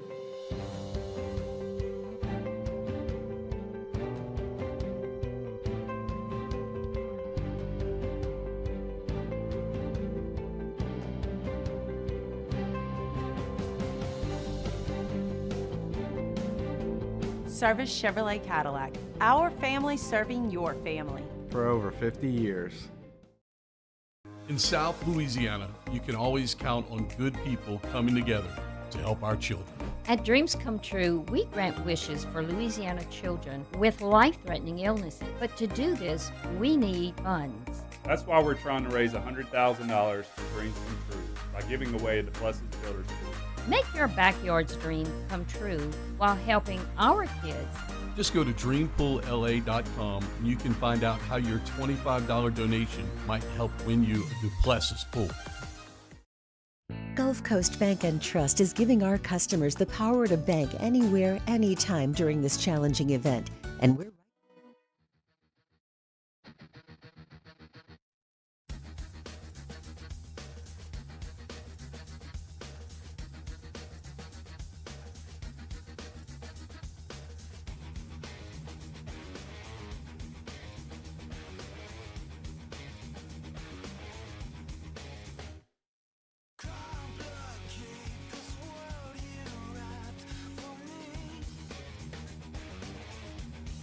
From the locker room to the airwaves, it's Off the Bench with Jacob Hester and Matt Flynn. All right, welcome back to Off the Bench, hour number 2, right here.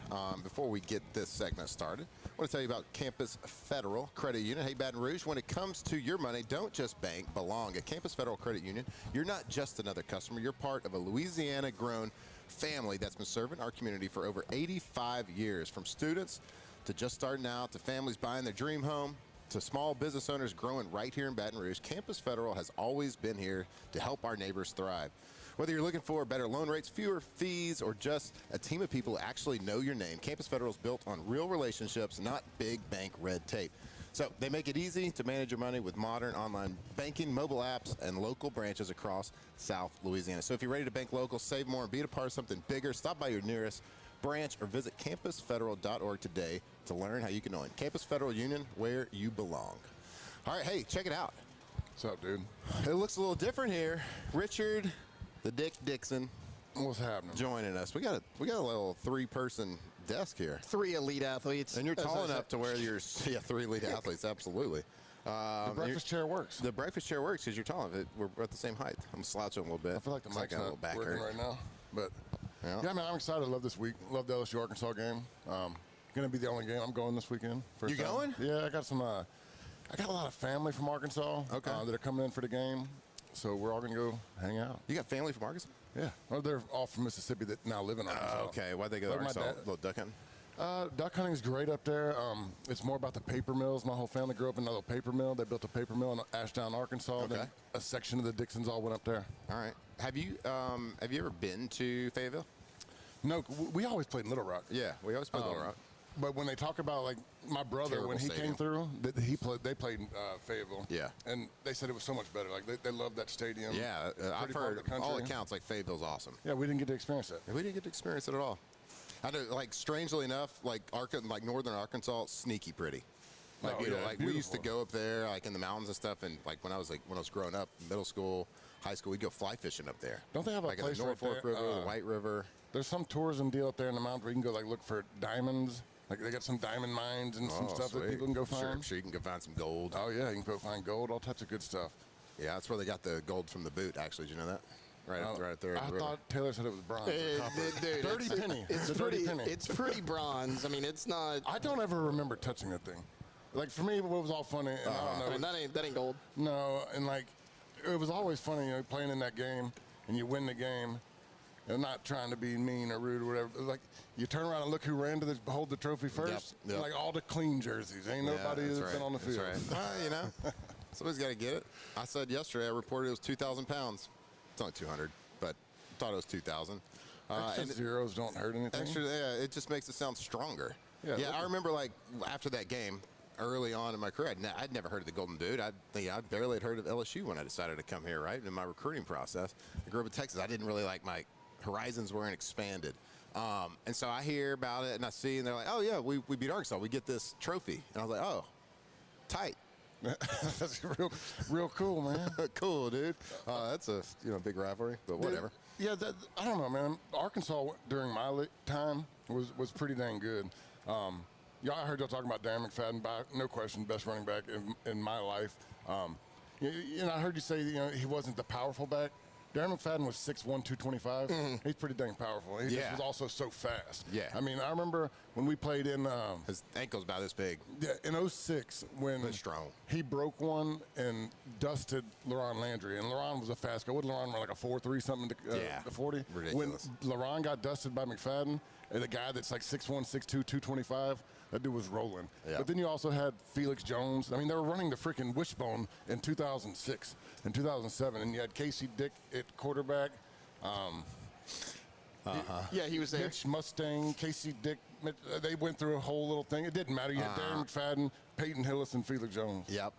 McFadden threw more touchdowns than the quarterback, I think. I remember, so Houston Nutt was the quarterback, or the coach. Yeah. Then you had Casey Dick, and then you had Robert Johnson. I remember the headline on a newspaper one time. It said, Nutt benches Johnson for Dick. Oh, man, Houston Nutt was an a-hole, man. Didn't like that guy.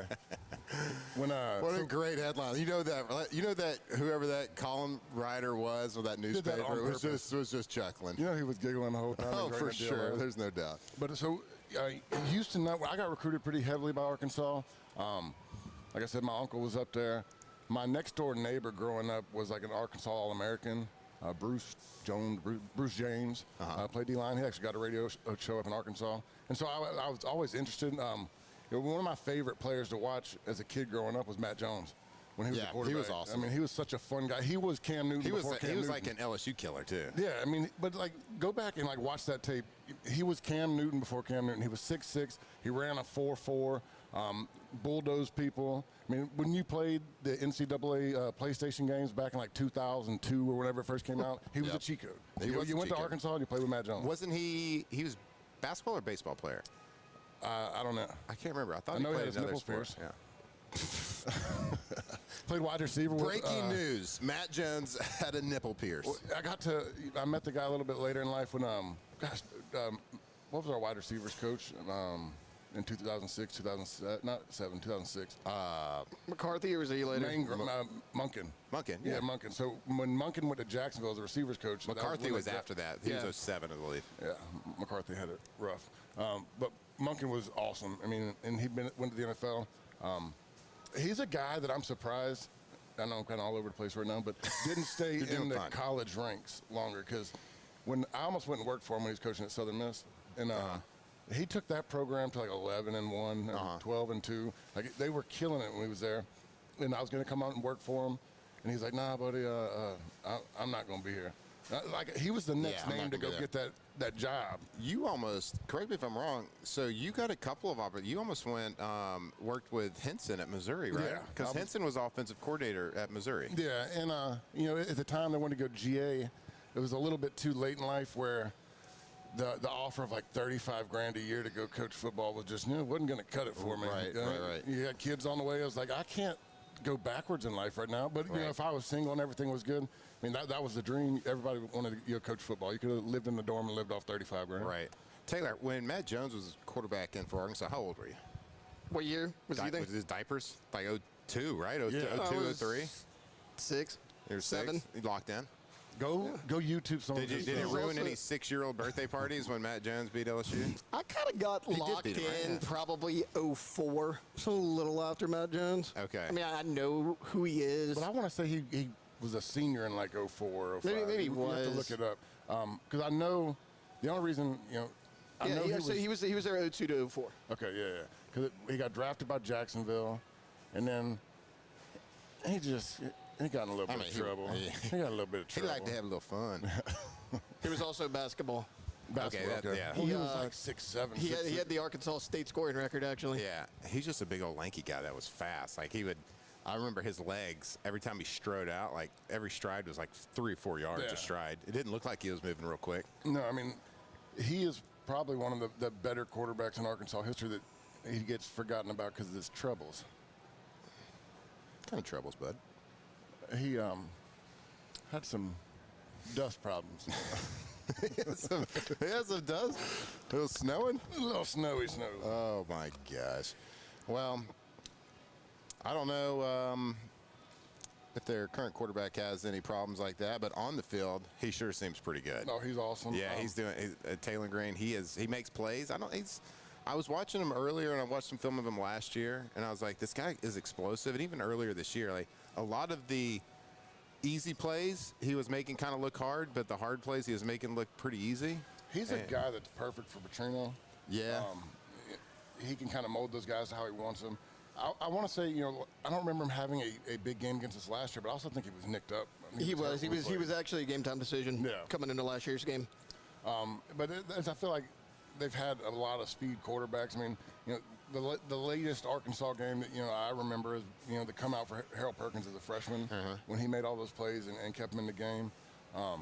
This is just one of those games that doesn't really matter the record or what's going on. It's always just been a tough game. Yeah, for whatever reason, because I went 2-2 against them. Because they're always talented, right? They always have, and the way they're coached, they always seem to play their best against LSU for whatever reason. I mean, and we're given like we're making fun of the Golden Boot a little bit, of course, but this is a big game it's a huge game for Arkansas. So you always get their best shot, and usually LSU is one of the top dogs, so you're always getting everybody's best shot, and even more so when Arkansas faces you. So and we certainly know 07 they beat us in triple overtime. I mean, it was. Didn't hurt that they had Peyton Ellis and Felix Jones and Darren McFadden. And McFadden threw for 2 touchdowns in that game. Pretty impressive. Yeah. And then they score on a 4th and 10 to beat us. Yeah. Long touchdown pass to Jacob got called back for illegal formation. It was tight, though. That's a rough one, man. All right, well, we got Richard Dixon in the house. We got Taylor. We got Alondra back in the studio. We're just crushing it here. Do we even need Jake? I don't think so. Hey, he just needs to feel better. Jake, he's just got a little baby tummy. He got a little sickness happening. I know your immune system, it's a little shot. We get it. It's okay. We forgive you. We got this. Foxhole. We're going to come back. We got about another hour and a half left in the show right here at Rouses. So we got a lot to talk about, a lot to get to right here. And we will come back on Off the Bench. Off the Bench. All right, go to pelicanroof.com, pelicanroof.com. Of course, that's the website for Pelican Roofing. If you have a job to do right now, if you have a project, maybe it's a brand new roof, maybe it's just a roof repair, maybe it's a little extension, maybe you're making a shed and you need a metal roof. Well, they got a metal fabrication facility. They can make it, they can customize it, anything that you need. They have offices in Lafayette, offices in Baton Rouge. So what does that mean for you? If you have a project, if you get started, if you got a new roof going, they're going to dedicate a project manager specifically to your job and to your job alone. So he's going to be there every single day, making sure that you're taken care of, making sure that project is done fast, efficiently, and to the best work possible. So you got a lot of options. You got a lot of roofing companies out there. Make sure you give them a call. Just start that process. And I know financially it's a big decision too. Go to their homepage at pelicanroof.com, click the financing button, start that process. They can give you up to 21 months, 0% financing for qualified buyers. They can help you with every step of the process. Go see them, pelicanroof.com. When it comes to choosing energy for your family and your home, make the smart choice with natural gas. You can count on efficient and affordable natural gas to keep you comfortable and reduce your environmental impact to help protect our planet. Together, we're fueling our energy future. Atmos Energy. Hi, this is Beth Serena. Welcome to my pool.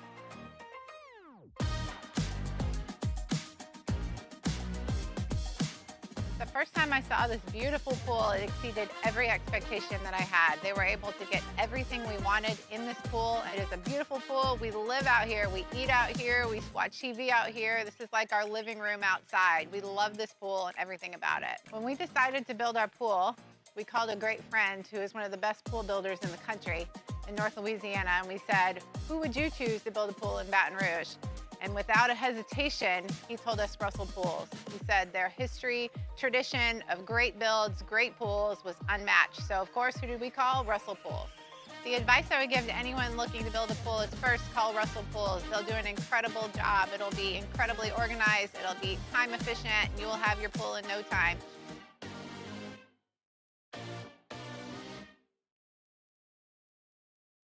Parish Construction and Roofing. This is Coach Kim Mulkey. Go to parishbuilt.com for all of your roofing needs. From your hometown, parishbuilt.com.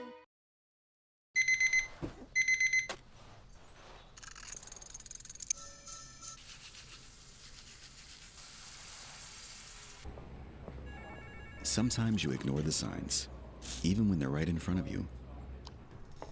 Problem gambling isn't always easy to spot. Know the signs. Set your limit.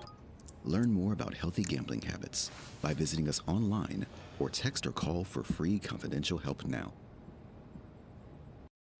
It's not just a game, it's a religion. You've got your team color, team swag, and now your very own website, LouisianaSports.net. Everything LSU, Saints, and Pelicans. Sports on demand. In-depth coverage by sports writing pros with continuously updated news. And with the LouisianaSports.net newsletter, you get pinged directly with top trending stories. Best of all, now and always, no paywall. It's free. LouisianaSports.net, powered by 104.5 ESPN Baton Rouge. Your home for Louisiana sports. These are the luckiest ice cubes in the world. They could have been a thankless bed for an all-you-can-eat salad bar. But instead, they've been called upon to cradle and cool a crisp, refreshing Dos Equis. Looks like the lucky just got luckier.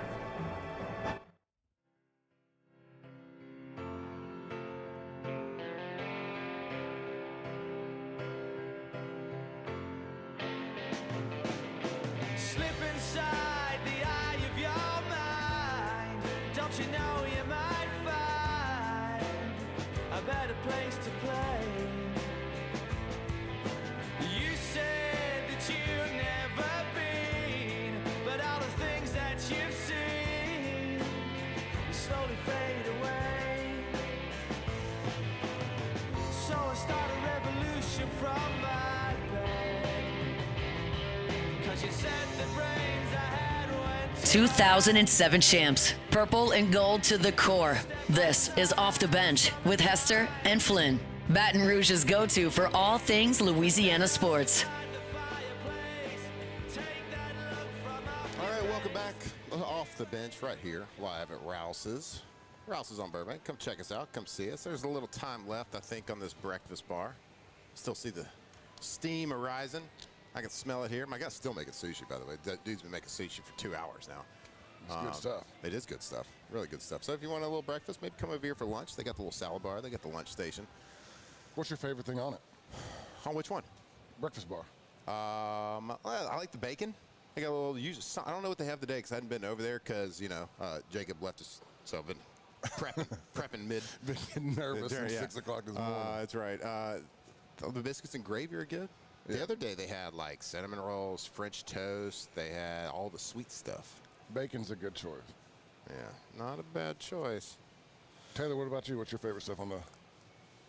Taylor's never been over here. Y'all are sitting up here in front of a breakfast bar promoting for, and you got to get there and have to. Bro, I've had breakfast every single week I've been here because I got to prep. I got to direct this show. I got to come in and out of commercial.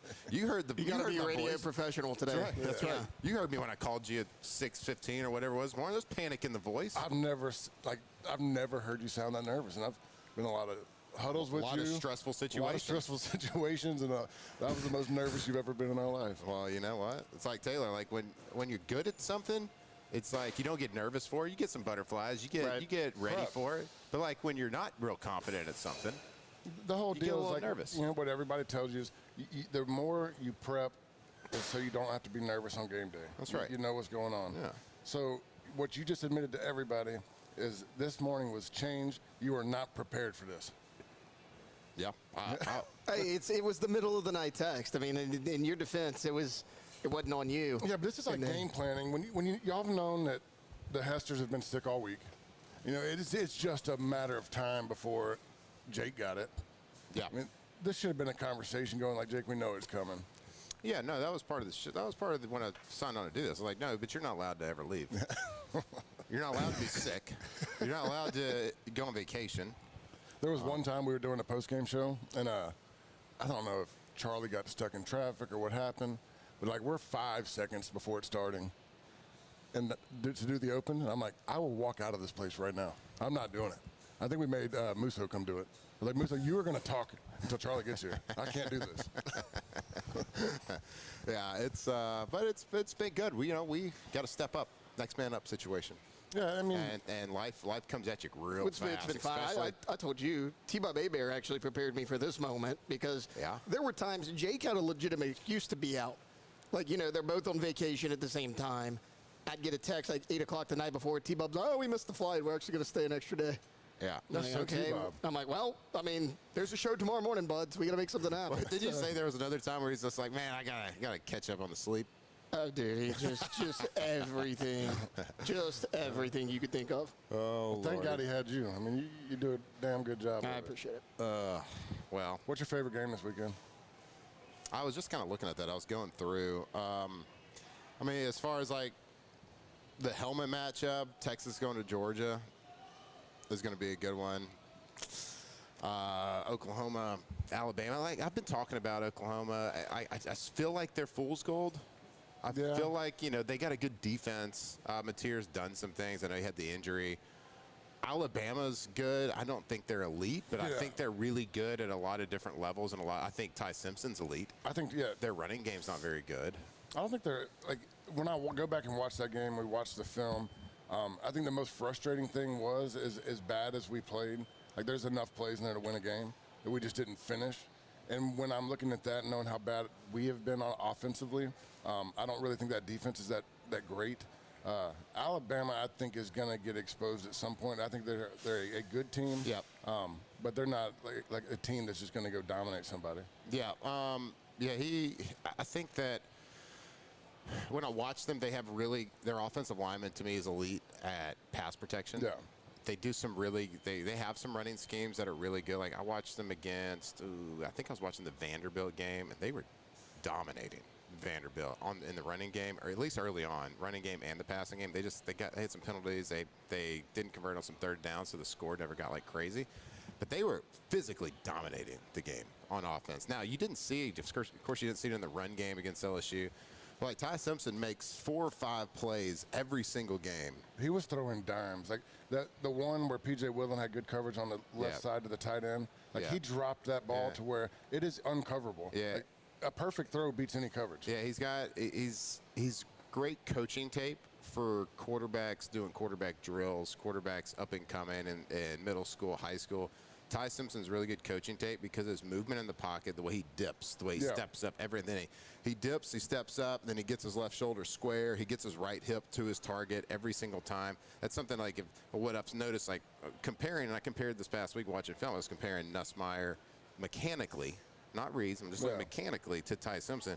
What Ty Simpson does about back hip. That's all for all throwers, all swingers, all rotational athletes. It's all about your back hip. So if you're a right-hander, it's all about your right hip. You want that right hip to be going towards your target when you're throwing.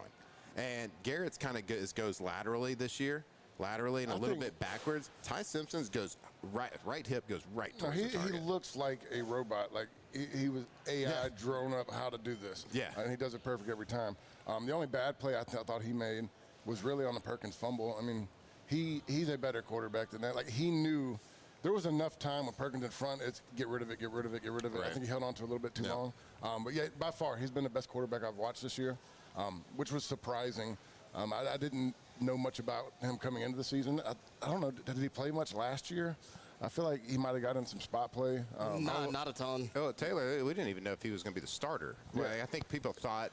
They thought he was, but they brought in Keelan Russell, who was the 5-star freshman, and then Austin Mack came with Kalen DeBoer from Washington. So, I mean, that was like kind of his guy. He's been there for 2 years, but Yeah, I mean, there were people that did not want Ty Simpson to start. He's just one of those guys who's been in the program 3 years. People are like, oh, you hadn't broke it through now. When are you ever going to? Right. He proved everybody wrong. Well, yeah, Julian Sayin didn't break through the freshman, or he could just commit to Alabama. I mean, you started looking at all the quarterbacks that were committed over there. Hey, to make our point about Ty Simpson, 21 touchdowns, 1 interception. It's pretty good. Like the 21 touchdowns, I don't know, is that good anymore? I get that's confused like, it's on hard that. to tell that, but you can tell a ratio. Yeah, you can tell the ratio is great. Less than 5%. I think and we were talking about this the other day, just how crazy the numbers were. What Burrow throw, 60 touchdowns? 60. I mean, that's unreal. And we're talking about, we're talking about a Heisman front runner throwing 20. I know. We've kind of discussed that a little bit on the show, how there's not like the obvious Heisman pick this year, and we can kind of go through that. We'll talk a little bit more about those Heisman front runners and kind of who's leading the list. But like usually the Heisman winner comes to you. Yeah. Right. He declares It's usually himself in the November. Heisman winner. And it's usually in November. This year, I think Heisman voters are kind of trying to find who it is instead of the Heisman winner finding the voters. So. It'll be an interesting race to see there. It'll be interesting to see who kind of like continues to project themselves for that top award. But yeah, we'll keep talking about that, all the Heisman frontrunners. We'll keep talking about all the matchups. And I think hour 3, even though Jake's not here, we're going to still do of course, we're going to do our pontoon parlay. We're going to do our party barge. And then we're also going to continue to play What's the Ticket, where we like to guess. Richard, you're going to be part of this. We're going to guess who the most expensive ticket in the country is to get a seat in college football and who the cheapest is to get into college football. So we got a lot left to do. We're going to wrap up hour number 2 when we come back right here on Off the Bench. Off the Bench. All right, it's kind of that time of year where you're getting in the attic, you're getting in that storage unit, and you're pulling out Christmas lights, you're pulling out Christmas trees. I was pulling out a Christmas tree this past week and hurt my back. I've been on bed rest for most of the week, except when I'm doing this show. Not a big deal. But I only say that because it kind of sparks that need to start cleaning everything out. Go to trashrangers.com. Give them a call. They can get roll-off. They have 3 sizes of roll-off dumpsters. If you have that winter cleaning, a little bit of spring cleaning, a little bit of whenever it is, you have to just kind of purge your house, they can call and give them a call. They have the perfect size for you. And they also trash pickup. They are the best in Louisiana, the most reliable trash pickup. Commercial, residential, whatever it is. And oh yeah, how about Trash Rangers Sanitation Department? They can help you with portable toilets, whether you got a festival going on, whether you got a construction site, a job site, whatever it is. They are number 1 at picking up number 2. Go see them today, trashrangers.com.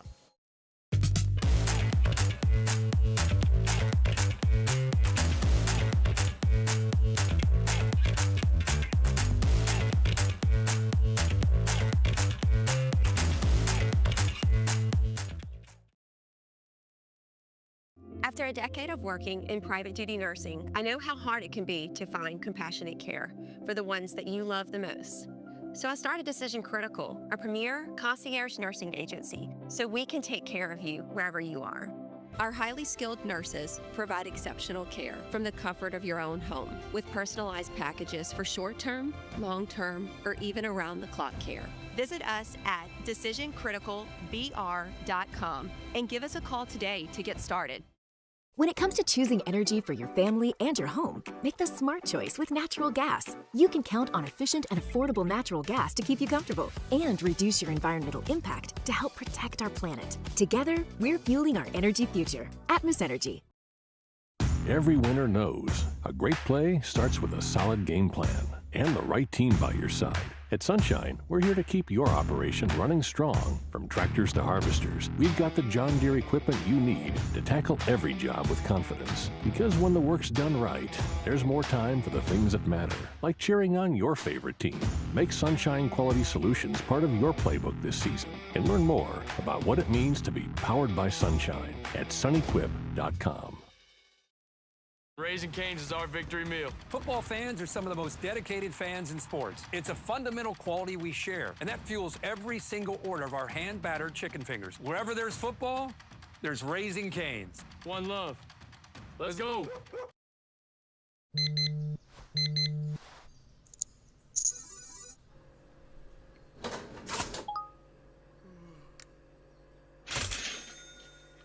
Sometimes you ignore the signs.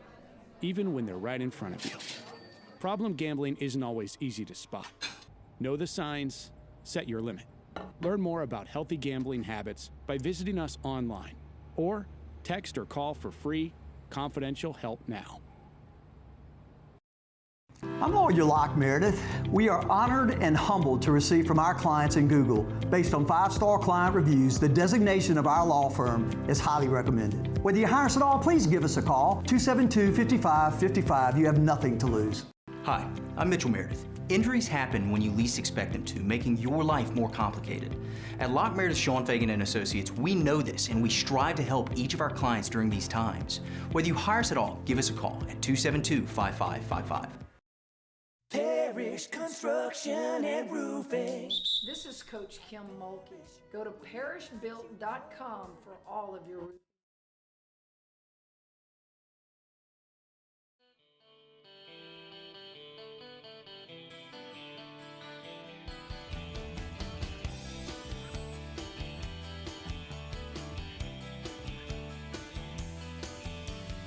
All that summer in case you don't recall, I was yours and you were 2007 champs, purple and gold to the core. This is Off the Bench with Hester and Flynn. Baton Rouge's go-to for all things Louisiana sports. All right, welcome back in Off the Bench here. Closing out hour number 2. Me and our guy, Richard the Dick Dixon, chilling here at Rouses right here on Bergen. We got Rivers over here. Taylor just headed back to the studio. Going to be getting a little producing over there. Laundry's been holding down the 2 jobs, killing it over there. We appreciate everybody stepping up today. Yeah. Jake, last minute. We gave Richard the panic call this morning. So y'all got a great everybody, team. We do have a team. We do it. That's the key word there. We got the team. That we step up. Foxhole. Everybody whatever it works is. together. Yeah. But guess what? The microphone's still going to come on at 7, no matter what's happening. Yeah, this microphone's a lot better. The other one was just like it was a little floppy. A little floppy. A little floppy. No, that's not good. It's never fun. You feel like you got to hold it the whole time while you're talking. So you going out there this weekend? That's a great question. I don't. It's a perfect family game. It's 11:45. I know. Like you don't have to tailgate that. Like I'm sounding so negative. Like in my stage with in life, the kids, yeah. Like I want to be tailgating for maybe an hour and a half, and then they're kind of over it.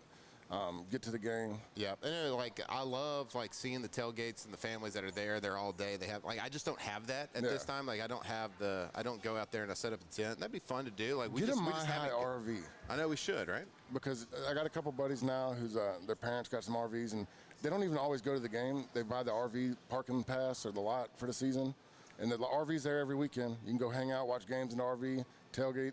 That's the way to do it, you know. They get everything there early. Yeah, and so we're at that point because we don't do those things and we don't have a setup, and hey, the kids don't love the tailgate yet at this point in their life. Like I don't know when that's going to come. Like they just don't get. When you get the my, RV. my oldest is 10, right? But and my second's 8, and so there's that. They're at an age like there's younger kids that are out there all day. They just don't understand at this point. Like they just don't like sit around and the way to do it, man. Like grab a beer and watch a game and stand around. They're like, hey, why aren't we at the stadium right now? Yeah. It was never fun bringing the kids until this year.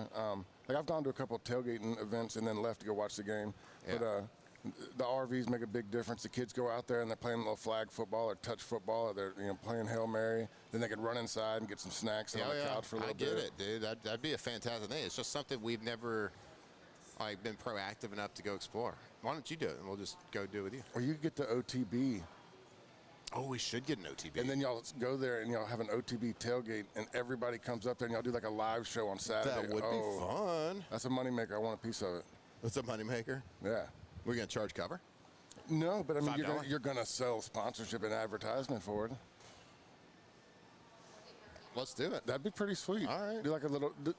We might get in trouble. Maybe we can get sponsored by like a. Do our own little pregame, and then we just put it up. Yeah, that'd be fun. Okay. Would be pretty cool. Let's do it. Well, but then you got morning games, and you have to get there like. We had 2 morning games this year. I know. But it's your deal, though. It's your deal. That's right. You do a post game on the morning games. It's our party. We pick it. We choose it. Do you remember, we were talking about this yesterday, like, okay, 11 o'clock game, we get it. Kickoff's usually 11 at 5, but 11:45? Don't remember that one. I don't remember, I don't remember any game ever I remember a 10 a.m. kickoff. Yeah, well, we'd like to forget that one. I remember me and you splitting headphones before the game, which we typically did, and it was like trying to listen to pump-up music at 5:30 in the morning. Yep, I know. Like, this is gonna suck. Yeah, and they try to keep the same routine for your pregame meal too. So it's your pregame meals at 5:30 in the morning, and they're serving fillets. Yeah, it's I'm like, same food. I don't want to turn my nose up. I'm a college kid. I love any free steak you give me, great. But I just woke up and it's 5. Yeah, that was the one game I look back in our career, the biggest distraction game. Playing a early morning game in New Orleans, and I'd say Coach Miles' biggest mistake was, if your parents are there, you can stay with your parents. Well, all of a sudden, not all of our parents were there because nobody was going back to Baton Rouge Saturday night. Yeah. The whole team was staying in New Orleans. I remember getting there and people it was a distraction. Everybody had plans before the game, for the weekend, what you were doing, and then we came out a little sloppy in the first half. I think you got sacked 5 times in the first half. I think I got sacked 6 times in that game. It was 5 in the first half, and we just played like crap. Yeah. Get up, and then we come back and we wake up and play at normal time in that second half and whip their butts. Was that the Rise of the Phoenix game? The purple jersey? Rise of the Phoenix, but was that the first purple jersey, white helmet game LSU's done? It was the first one I know about. That I know of, yeah. If you're listening to us in the chat, let us know if that was the first white helmet purple jersey game ever. But all right, hey, we're going to close it out right here, hour 2. We got a big hour coming up. We're going to have a lot of fun right here with our guy Dick Dixon right here on Off the Bench. Off the bench.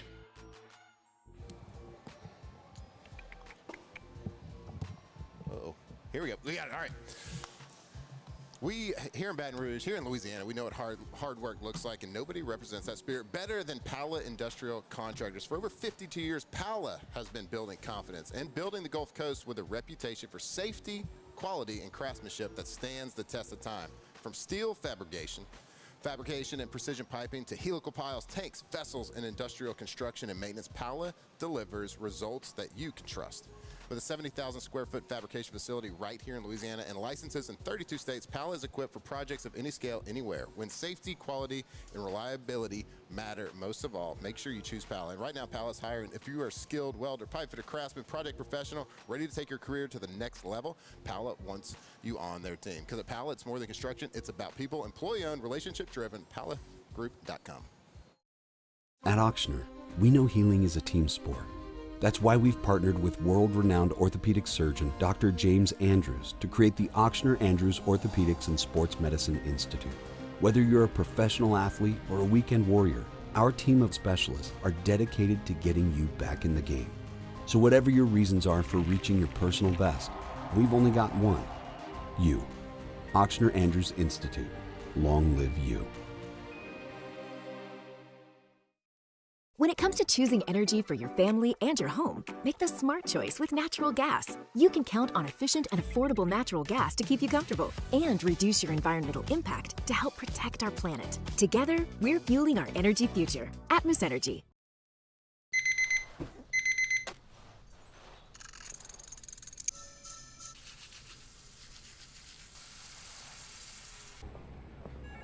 Sometimes you ignore the signs, even when they're right in front of you. Problem gambling isn't always easy to spot. Know the signs. Set your limit. Learn more about healthy gambling habits by visiting us online or text or call for free confidential help now. Raising Cane's is our victory meal. Football fans are some of the most dedicated fans in sports. It's a fundamental quality we share, and that fuels every single order of our hand-battered chicken fingers. Wherever there's football, there's Raising Cane's. One love. Let's go. Banking on the go? Our mobile app makes it effortless. But at Campus Federal, you're more than just an account number. We build relationships with our members, supporting you from saving for college to owning your first home. If you're buying a car, planning a home renovation, or a vacation, we're here to help. Campus Federal Credit Union, your trusted financial partner for every stage of life. Start your journey today. Today, we are shaping tomorrow. We are researching how extreme stress impacts the immune system, from trauma victims to athletes and even astronauts. Our work is leading the way in sepsis treatment, saving countless lives. We're unlocking the mind with music in exciting new ways. Our Lady of the Lake Health and LSU are improving the health of our state. That's the impact of champions. Imagine the impact we'll have on the future. Together, we roar. These ice cubes could have been a thankless bed for an all-you-can-eat salad bar. But instead, they cradle and cool the crisp, refreshing Dos Equis. Nicely done, ice cubes. Gulf Coast Bank and Trust is giving our customers the power to bank anywhere, anytime during this challenging event. And we're right there with you. Our mobile banking app is a smart way to manage your money and time. Gulf Coast Bank and Trust, the bank that cares about you.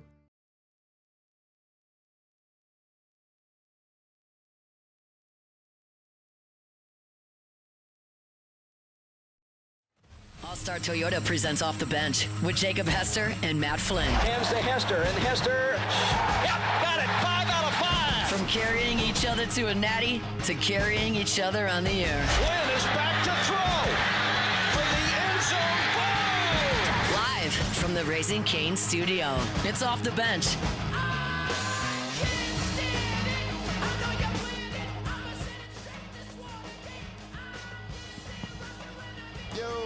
Welcome back to Off the Bench, hour number 3, Football Friday. You're doing it. You're doing this thing. Yeah. Some said it couldn't be done. Some said there's no chance. Some people doubted us. It's like getting your first start. It's like getting our first start. That's Yeah. right. And almost winning. I think you're winning, dude. I think you got this. Some people said, I don't know. I don't know if these guys can even wake up early enough to show up consistently. Well, did that. Check. So far, at least. Grown-ups. We're doing grown-up stuff right now. I got a grown-up back injury from moving Christmas trees out of the attic. And some people, they keep telling me it's because you're 40. No, it's not. I don't believe that. There's young people all over the place that hurt their backs. It's not just because I'm 40. No, it just happens. You didn't stretch. I didn't stretch good enough. It was a heavy-ass Christmas tree. And it was in a kind of a weird spot. I was having to, like, so you're big, crank it. You're a big fake Christmas tree guy? So for a long time, I was a purist. Like even when we had a house in Seattle when I was playing for the Seahawks, that was actually on this little hill, and right behind our house, at the top of the hill, was a nursery, and they actually grew their own Christmas trees. That might have, and it was such a nostalgic thing. It was great. We loved it. We loved going there, getting the saw, cutting it down ourselves, doing that whole deal, packing it up. I think my relationship with the real trees began to sour that year, though. Yeah. Because when we did, we put the Christmas tree up, and it came from a farm, came from the outdoors, straight from there, chopped it down, put it there ourselves with my mitts, right? My hands, my man stuff. I cut this tree down.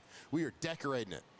I feel like Clark Griswold, but with the right size tree. Yeah. But a couple days later, we started noticing that the tree was infested with big black spiders. And they were in our home. Oh, that's tough. They had invaded our home. And these weren't just small, like little guys. I don't know what type. Well, some Northwest spiders. They were harmless. They weren't poisonous, but we had spiders in our house everywhere. And it was brutal. So that kind of started souring our relationship a little bit. And we were also, Lacey and I were up there, and we were being adults really for the first time. We had a house. When you're an adult, you have to do things. Buy washer and dryers. We bought our first vacuum. Who knew? We went to a vacuum store. We got sold on this vacuum. They're like, oh, look at this vacuum. The thing about this vacuum is you'll never have to buy another one. And that's the salesman's pitch right there. You'll never have to buy another one. It's a lie. You're always going to buy another one. So we got this brand new vacuum, spent too much money on it, whatever. But you know what? We'll never have to buy one again. That's what it is. So it's a deal. Well, turns out you can't vacuum up Christmas needles. So when you move the Christmas tree out, They didn't tell you that. It clogged up the whole thing. Vacuum, dead. Now, we had to send it to get it. We took it in. It got refurbished. They had to fix it a lot, but it was never the same. Yeah. Guess what? Do you think I still have that vacuum? No. No. You didn't buy bring it. another You one. didn't take it with you from Seattle. I think I've actually bought 2 to 3 more vacuums since then. I think we buy a vacuum about every year and a half. It was Something always goes wrong. BS. That salesman, I mean, you got me. Hand in the air. I got. But that started souring the relationship a little bit. And then I think with respect to all the tree farmers out there. I don't want to take your business away. I don't want to hurt your business. I hope you sell 1 billion Christmas trees. But for the Flynn family, the quality of these fake trees have gotten so good. The lights are already built in. You don't have to string them anymore. They are built in. They can change colors. They can flash. They can dance. They can do all these different things. It's good stuff. So just, I choose the ease. See, I still buy the real tree, and I'm not sure if it's anything other than if I had a fake tree, my wife would already have it up. Yeah, that's true. She would put it up November 1st, and then right after Halloween, it is all full-blown Christmas. And to me, you are skipping Thanksgiving. You're skipping the fall. Yep. I like to enjoy November.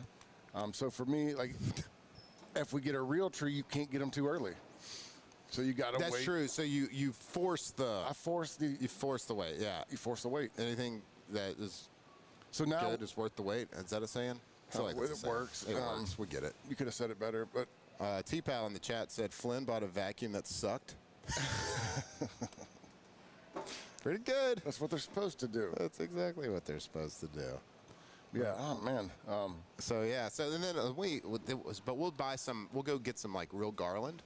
Yeah. We'll put it around. But still, that once it dries up, because you can't like it with the Christmas tree, or the real Christmas tree, you're supposed to put water at the bottom, right? Yeah. Keep it watered. That's what you do with plants, because they like water. They need it. They need it. But with the garland, you can't really keep it watered. So the garland dries up, in my opinion, really fast, and the needles get brown and they fall off. We got fake garland, real trees.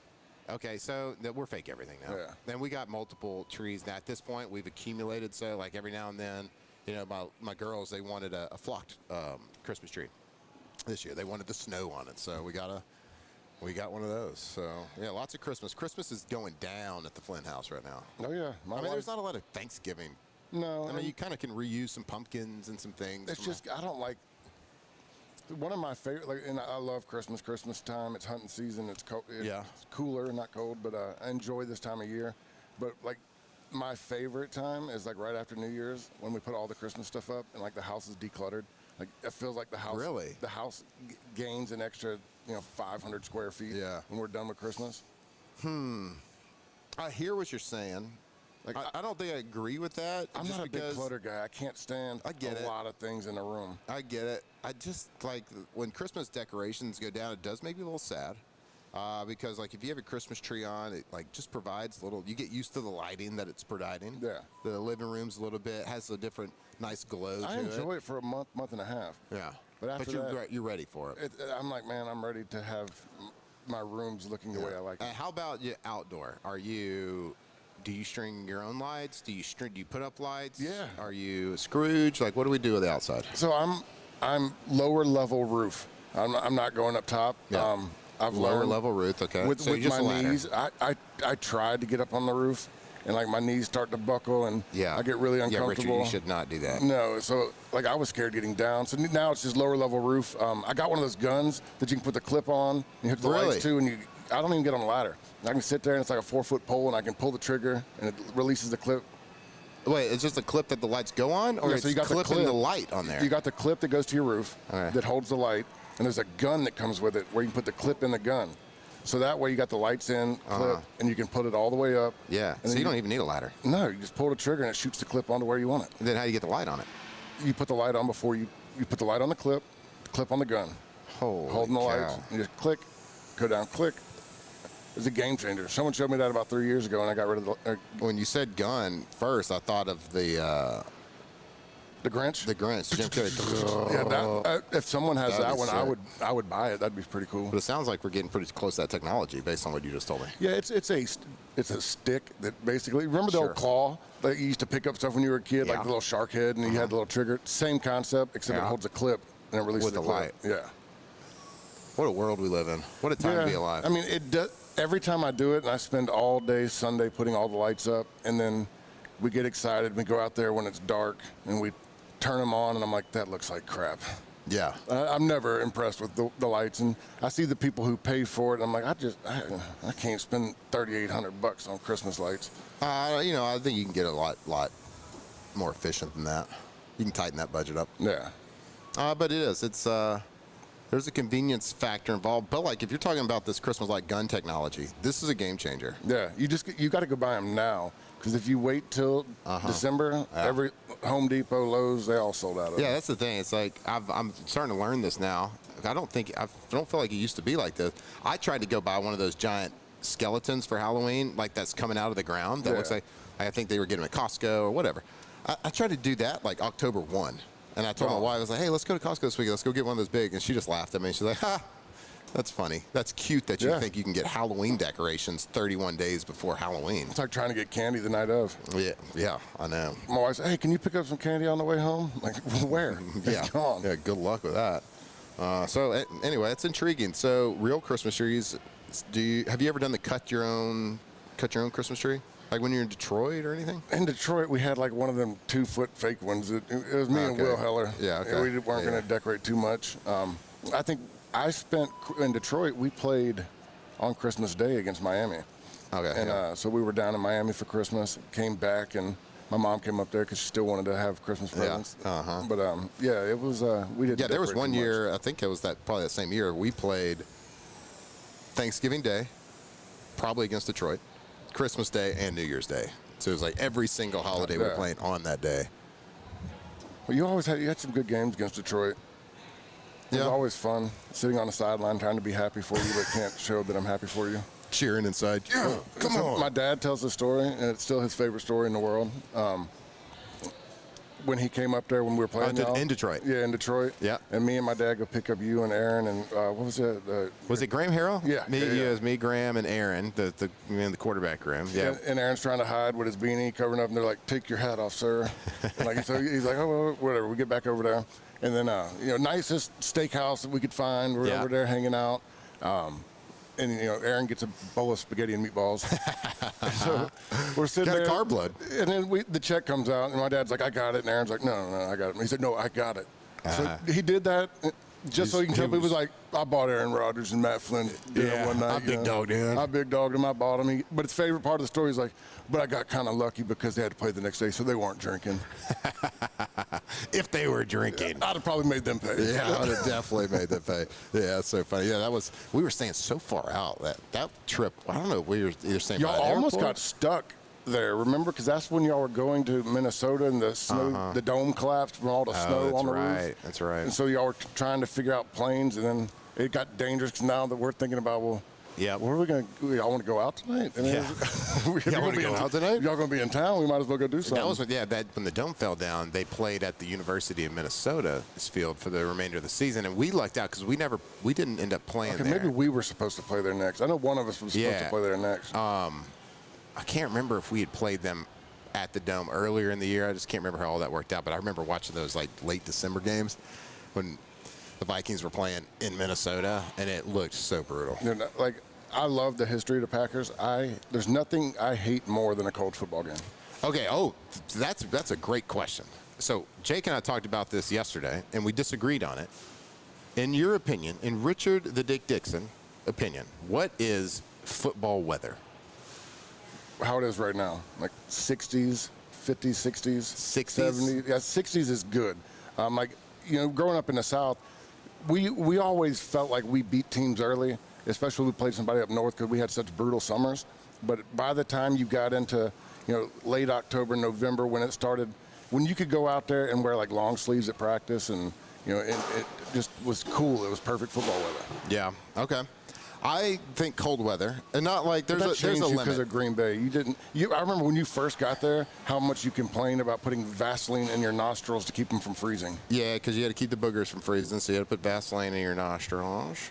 Now, okay, there's a limitation to that, but in my opinion, football weather's like in the 30s, if I had to guess, and I would say you could dip in the 20s a little bit, but 30s, lower 40s, that's probably to me prime football because.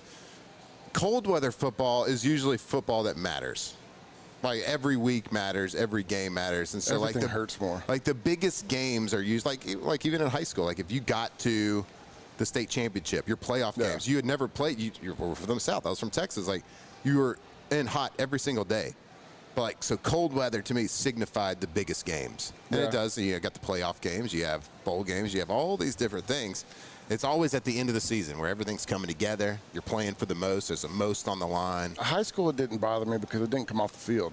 Like, so you never got cold. Once the coldest part was warm-ups, and then once I played offense, defense, special teams, didn't come off the field, so I never got cold. Right. When I got to college and you weren't playing both ways, and then you'd have an offensive series, and then if they had a long offensive drive and you had to go sit on the bench in the cold, waiting to go back out there. Right. We didn't. It's not like in the NFL. We didn't all have. You didn't have the big heated benches? No, we didn't have heated benches. We didn't have the big heaters. We didn't have the jackets. I mean, we just sat there and froze our butts off. And then there was a few heaters, and it was always the guys that weren't playing that would sit there, and the coach would be like, "Yo, get out of there. Let them have it for a little bit." Oh no, that's wild. It's we've certainly been in some cold situations. But yeah, I think but Jake was saying, hot, humid, 100+ degrees is football weather. It made you feel like a man. Like going out there and like a sweaty man. I was thinking about how our practices back then, and I'm trying to remember if it was 07, 06. What was the one when the coaches got in a fight?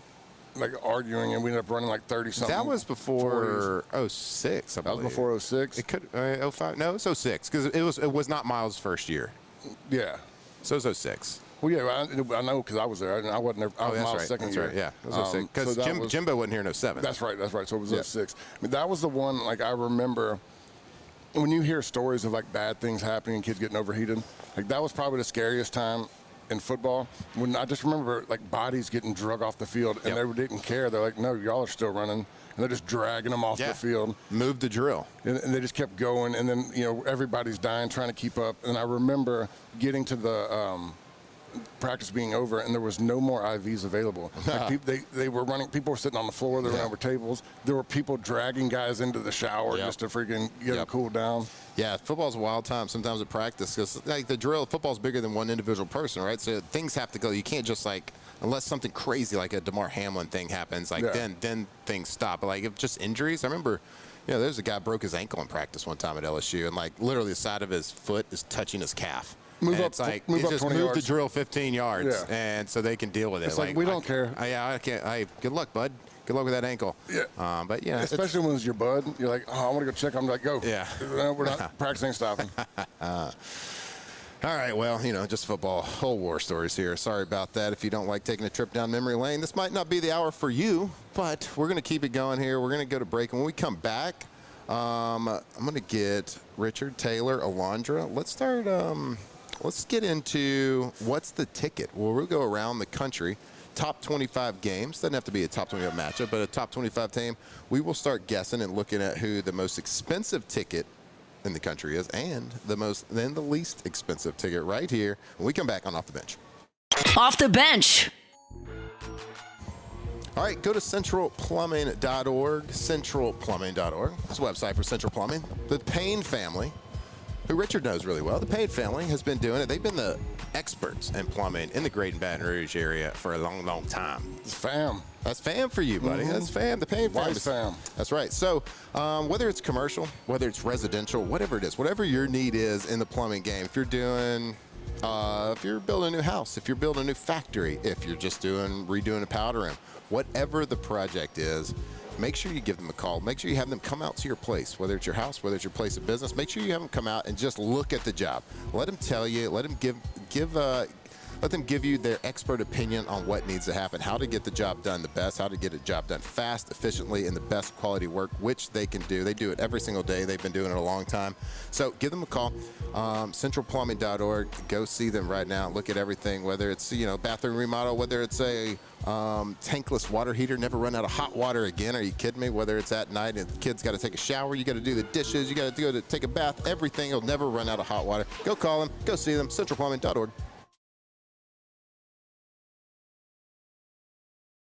American Bank and the communities we serve. The bank's foundation was built on his legacy of compassion, loyalty, and dedication.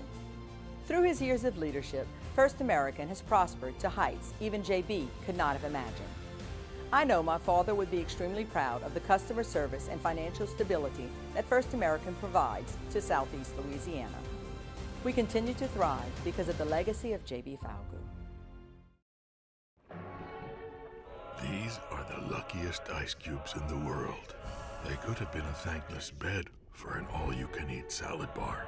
But instead, they've been called upon to cradle and cool a crisp, refreshing Dos Equis. Huh. Looks like the lucky just got luckier. Dos Equis. Hi, this is Beth Serena. Welcome to my pool.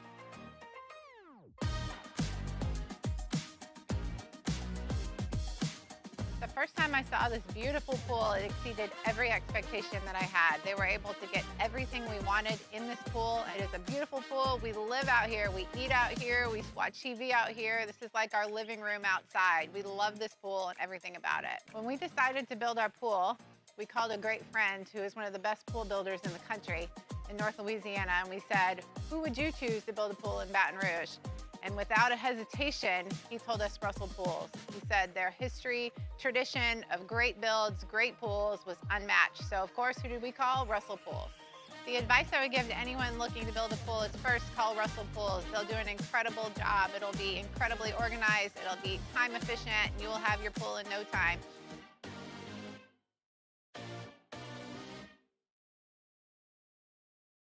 At Auctioner, we know healing is a team sport. That's why we've partnered with world-renowned orthopedic surgeon Dr. James Andrews to create the Auctioner Andrews Orthopedics and Sports Medicine Institute. Whether you're a professional athlete or a weekend warrior, our team of specialists are dedicated to getting you back in the game.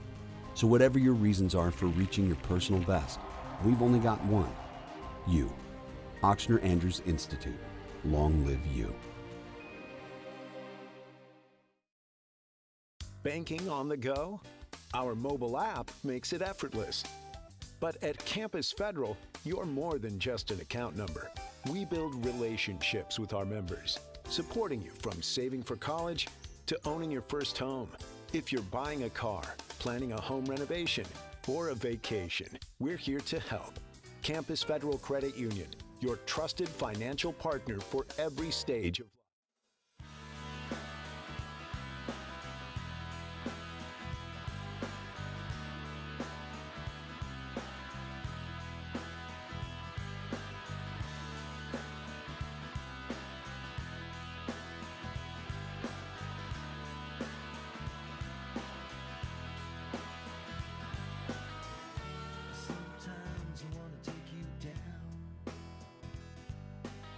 From the locker room to the airwaves, it's Off the Bench with Jacob Hester and Matt Flynn.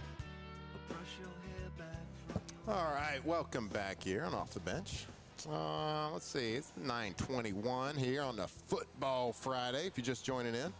That is right, that is not Jacob's Hester's voice that you hear. He is out, dealing with a little tum issue. You knew it was coming. The whole house had it. The whole house, yeah, it spreads like wildfire. Same thing happens in our house when somebody gets it. It usually takes a couple of weeks to get through everybody. I feel like I'm the last one usually. I'm always the last one. Yeah, I can see that. I feel like I am too. But I'm also out of the house the most. Yeah. So, it finally catches up with you. Yeah. So when the kids start getting sick, they're like, Lacey and I, we're whistling by the graveyard at that point. We know it's coming. Waiting. Just waiting. And I feel bad for my wife. Once she gets sick, I'm like, no, I got to go do all this stuff with the kids.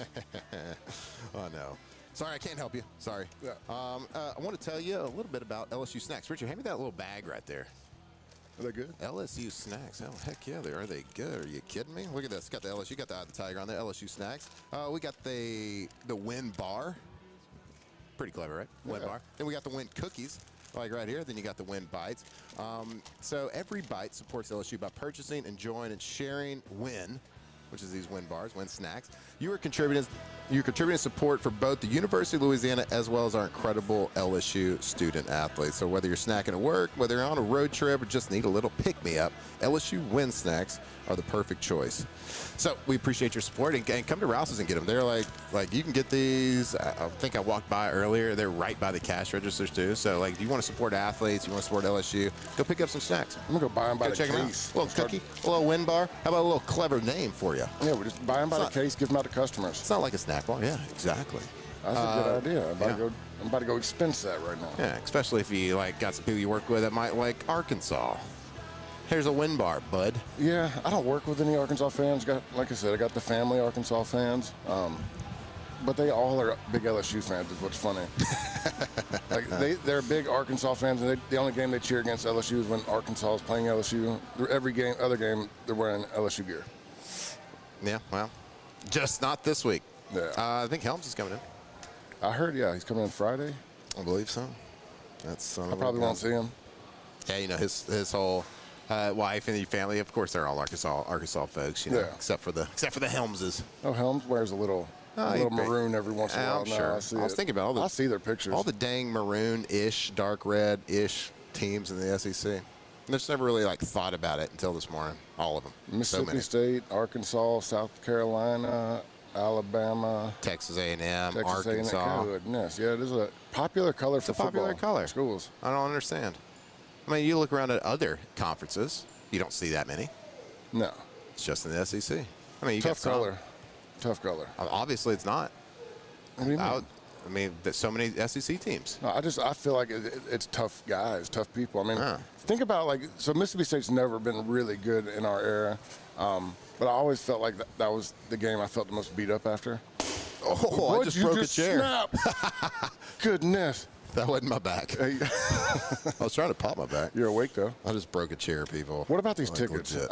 To me, I feel like it's obvious. What? The ticket prices. Oh, we're going to go through them. All right, let's do it. Let's play a little guess the, what do we call it? Guess the ticket? Guess the price? What's the ticket? Whatever we call it. Price is right. Let's roll with it. Alejandra, what'd you say? What's the ticket? What's the ticket? What's the ticket? All right. Yeah, I'm a dummy sometimes. All right. So what we're going to do, we're going to start with the lowest ticket price in the country around the scene. So it's got to have a top 25 team in it. So we're going to go. I'm going to give you 6 games. So in your brain, you got to remember. You got to think a little bit, Richard. All right. So we're going to go with Clemson at Louisville. Okay. Minnesota at Oregon. South Florida at Navy. Arizona at Cincinnati. Utah at Baylor. Michigan at Northwestern. Okay, I'm going to read them again quicker. Clemson at Louisville. Minnesota at Oregon. South Florida at Navy. Arizona at Cincy. Utah at Baylor. Michigan at Northwestern. Rich, I'm going to give you a little time to think about it. Okay. Let's kick it back over to the studio. Let's go to Alondra and Tay-Tay. I kind of feel like it has to be Northwestern because I don't feel like people really care about football up there, but I don't know. I was in between that one and Navy, and since she went Northwestern, I'll go Navy, South Florida. All right, Richard. That's where I was going, Navy, South Florida. Navy, South Florida. It's okay. This is one of those things you don't have to be different. You can choose the same because if you're right, you're I was right. hoping Taylor was still stuck in traffic, but he made it back. All right, so here we go. The number 6. All right, number 6 on this list, the most expensive out of those, at least out of this group. Michigan at Northwestern is actually, I kind of tricked you on that one. Is actually $179 for that ticket. I thought the same thing when I was looking at Alondra. I was like, Northwestern? Yeah, right, Michigan. Okay, kind of garbage. Connor Stallions. $179 for that one. All right, the 5th most expensive, or the least expensive, South Florida at Navy. So nobody, y'all got the most expensive out of this. Like all of y'all did. All right, the next one, the 4th, is Clemson at Louisville at $45 a piece. And then Minnesota at Oregon, $34. Get you into that game. And then Arizona at Cincinnati, $29. And the cheapest of this list this week, Utah at Baylor, which is a little surprising because it's at Baylor, smaller stadium. Yeah. So usually when I do this game, I'm like thinking about the size of the stadium, you know, who the opponent is coming in. And Taylor, I know what you're thinking too. But Miami's playing a home game. I didn't even put them on the list because they win every single week as the cheapest ticket. North Carolina State at Miami. Do you want to take a guess, Richard, at what it takes to get into the gates? $5. That's a little cheap. $7. Okay. In the past, it's been, I think, a $6 ticket, but $7. I guess the ticket prices are up. North Carolina State's coming into town. Yeah. So yeah, $7 will get you that. But from our game, yeah, the cheapest ticket, $22 for Utah State at Baylor, which is surprising because Baylor's got a good little fan base too. The reason why I guessed 5 is when I opened up this laptop over here. I didn't get it cheap because none of the games that were on here, you said. It was pulled up. But It's disappointing, depressing, and sad that LSU-Arkansas is a $6 ticket. Yeah. LSU-Arkansas in Baton Rouge, $6 ticket. So when you were trying to talk bad about the other one, I was like, it's got to be cheaper than LSU, and it's not. Yep. It's still more expensive than LSU's See, ticket. I didn't even see that ticket price pop up because obviously nobody's in the top 25 in that game. Yeah. Is it really $6 to get into the Arkansas $6? LSU game. Holy hell. That's embarrassing. To get in to Death Valley. And I got people still asking me for free tickets. Goodness, go buy that ticket. I don't want to expense a $6 ticket. That's a lot of receipt turning in right there. All right, let's go over to the most expensive ticket in the country this week in the top 25. All right, let's start with South Carolina at Texas A&M, Wisconsin at Indiana, Notre Dame at Pitt, Oklahoma traveling over to Bama, Florida at Ole Miss, Texas at Georgia. Again, South Carolina at A&M, Wisconsin at Indiana, Notre Dame at Pitt, Oklahoma at Bama, Florida at Ole Miss, Texas at Georgia. Richard, we're going to start with you this time. I'm going to Notre Dame or Pitt or Georgia, Florida, or Georgia, Texas. I'm going to go Notre Dame Pitt because I think it's the first time game day's been there, and I think I heard like 20-something years. Might bring in a lot of a lot of extra people into the game. Well, fanfare, huh? All right, let's kick it back over to the studio. I'm going to go with Texas at Georgia. I was going to try to be different, but I can't. I'm also going to go Texas at Georgia. All right. Very good. All I'm right. glad I went away from that because we'd all three. Yeah, that would have been like electric radio for sure if you would have done it, Richard. All right, let's go the sixth on the list. So out of this group, the least expensive is Oklahoma at Bama, which is it's $41 to get in that game. $41. Football not cool anymore? I don't, especially with Bama. I know this is the size of the stadium, but I mean, that's a top 25 matchup right there. And Oklahoma's 11. Yeah, that's You're coming on, like, you're number 4 in the country. That's $41 to get in the Bama game. That one actually kind of surprised me of this whole deal. All right, the next one is Wisconsin at Indiana. $105 will get you in to see the Badgers taking on Fernando Mendoza and gang. Then the fourth one, I'm sorry, Richard, Notre Dame at Pitt. You can get in that one for 115 smackaroos. And then try to be different. The third on the list, Florida at Ole Miss. $157 will get you a ticket into that game. And then, drum roll, please. The number 2. This is like at a pageant where you like first runner up. Yeah. First runner up. First loser. South Carolina at Texas A&M. $194 will get you in to Kyle Field. And then the most expensive ticket in the country, Week 12, college football.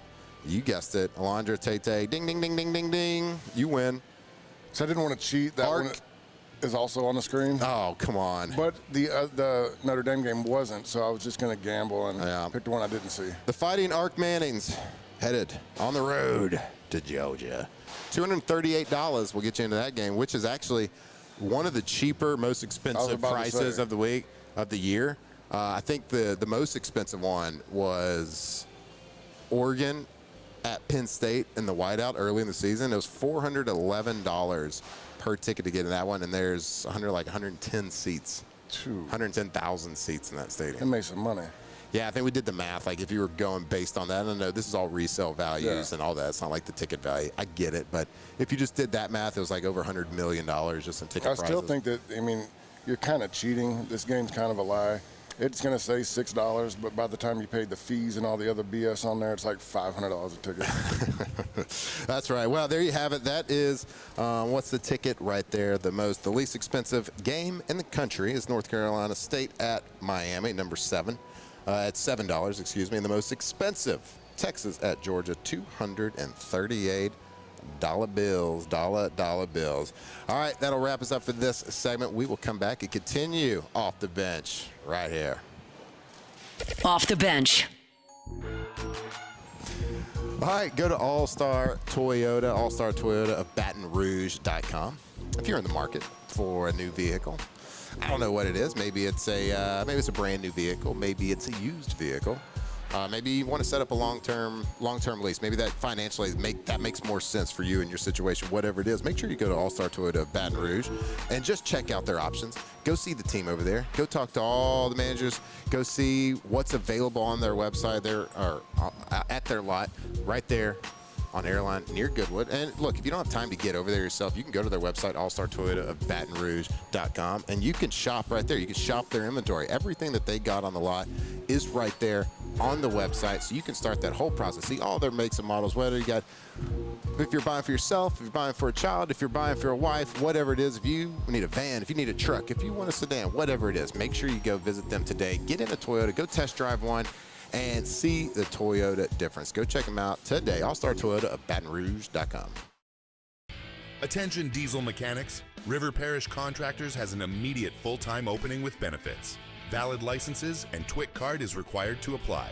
Call or text Big Jake today at 985-479-9858 or go to rpcontractors.com and click on Apply Now. Come be part of the team that values hard work, has a high standard of excellence, and delivers projects on time and safely. River Parish Contractors. Let's get building. In South Louisiana, you can always count on good people coming together to help our children. At Dreams Come True, we grant wishes for Louisiana children with life-threatening illnesses. But to do this, we need funds. That's why we're trying to raise $100,000 for Dreams Come True by giving away the Blessed Children's School. Make your backyard's dream come true while helping our kids. Just go to dreampoolla.com and you can find out how your $25 donation might help win you a Duplessis pool. Family owned and community driven. Service Chevrolet Cadillac, a legacy you can trust since 1972.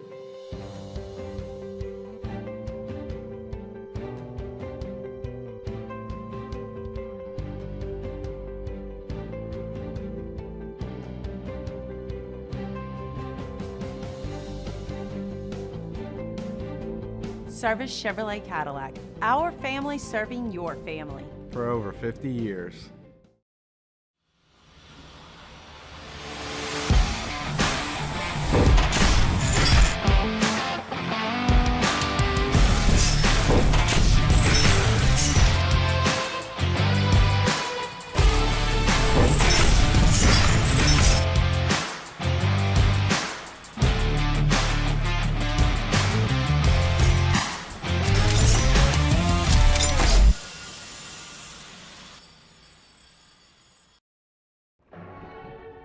These are the luckiest ice cubes in the world.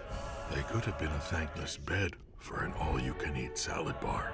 But instead, they've been called upon to cradle and cool a crisp, refreshing Dos Equis.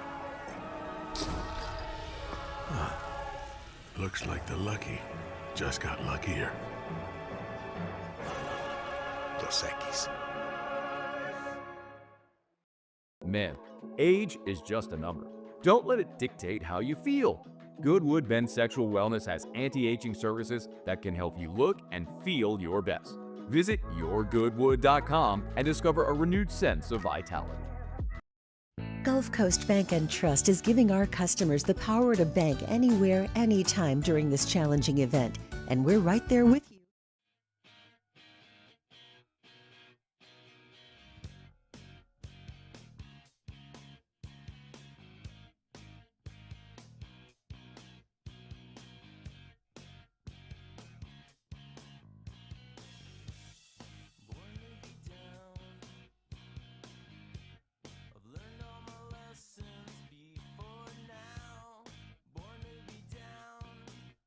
Tigers turn talkers. This is Off the Bench.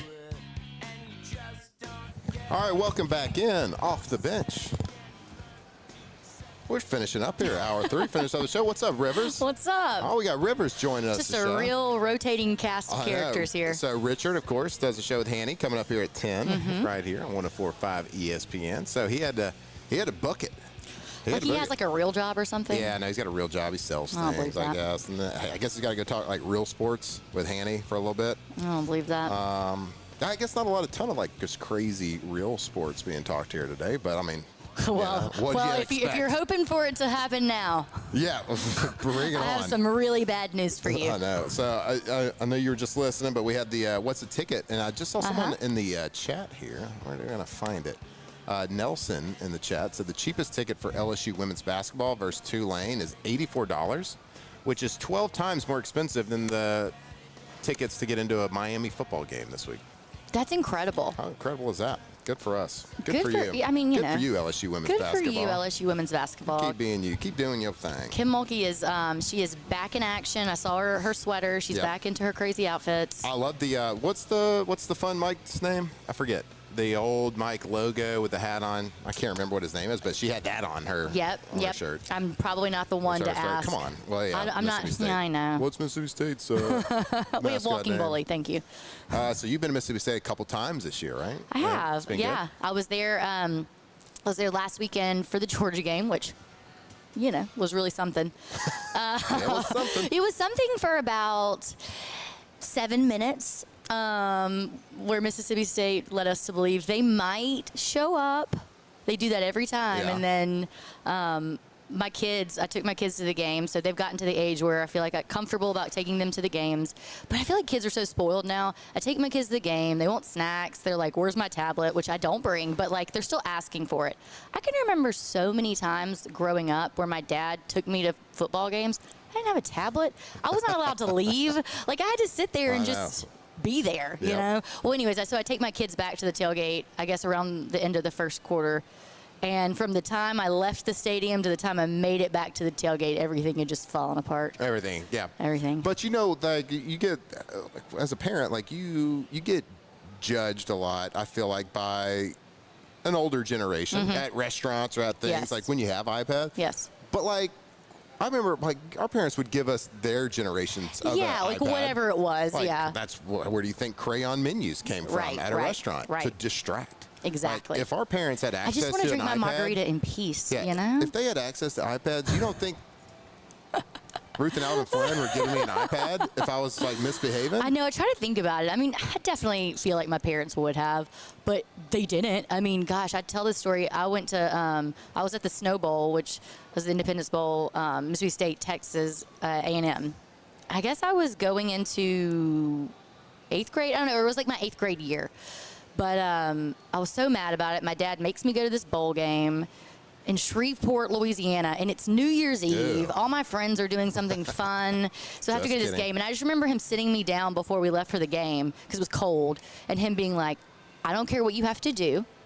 Layer it up. Put whatever on you need to. We are not leaving this game. You are there. And you know what? We did not leave that game, which was cool now in retrospect because we won. But there were times during that game where I was like, I hate this. This is awful. Tough it out. Tough it out.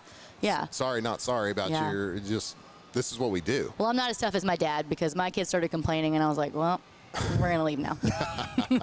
We're going to leave now. I know. Well, it's all right. It's just every parent goes through it. There's no handbook for that. We got to figure it out. You got to toughen up your kids as much as they, as you feel they can be toughened up. I will say I'm pretty proud of me and my husband. We don't give my kids the tablet a lot unless they know that, like, we don't have a lot of family traditions, but one of my only family traditions is that we go to Superior every Friday night. Oh, there you go. And they know they get the tablet at Superior. There you go. So they look forward to that. Yeah. Hey, we limit it. It's like a reward system in our situation. So it's not, they're like, because of that, sometimes the access they have to information, well, of course, you got to be careful with it. Yeah. Like, our kids are way smarter than, like, you got to I be ever real was. careful with YouTube, you know? Even YouTube, yeah.